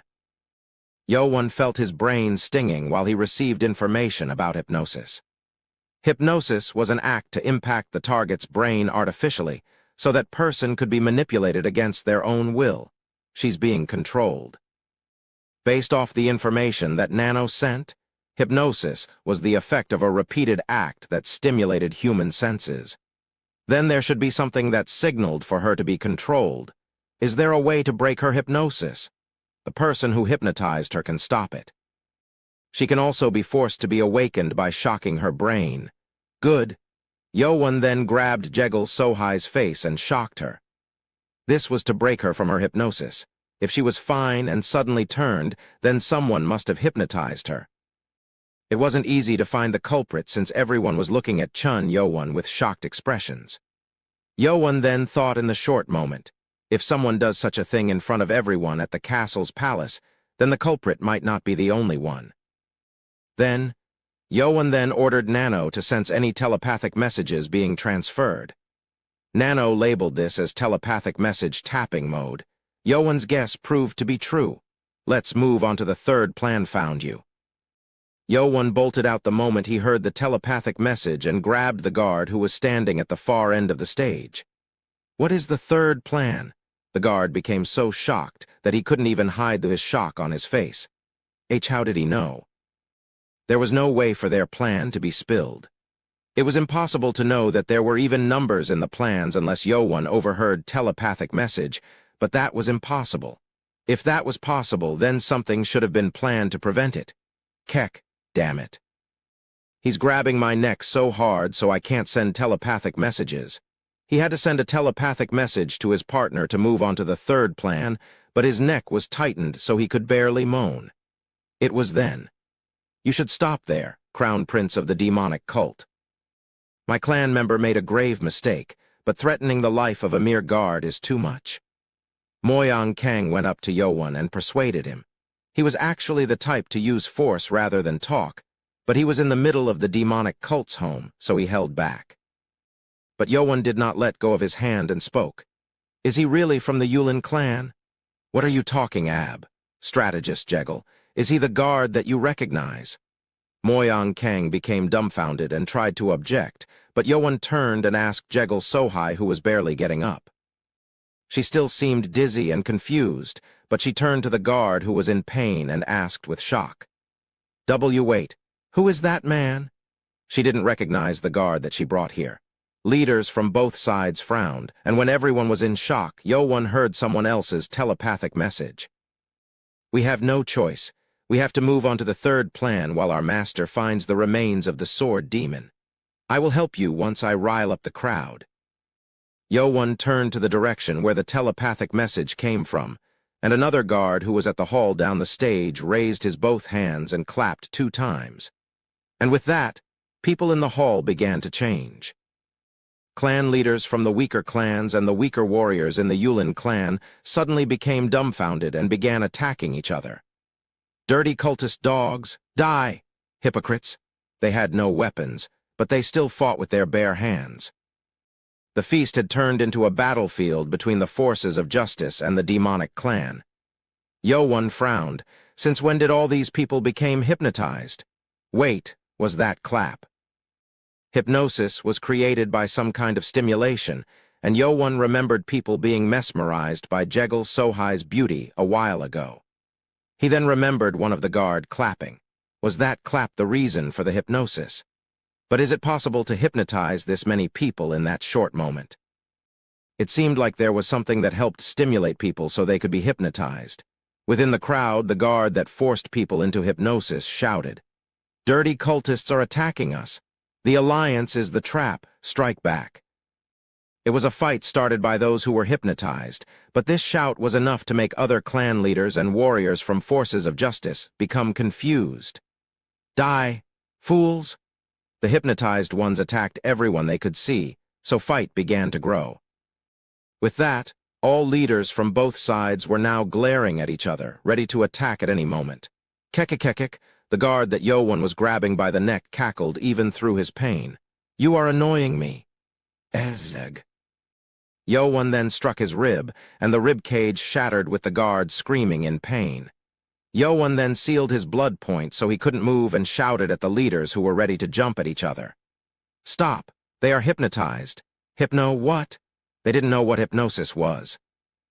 Yowon thought to find better words to use, and he remembered the word illusion. They are under illusions. Just like how strategist Jegal was affected just now, this is a trap for our alliance to be broken.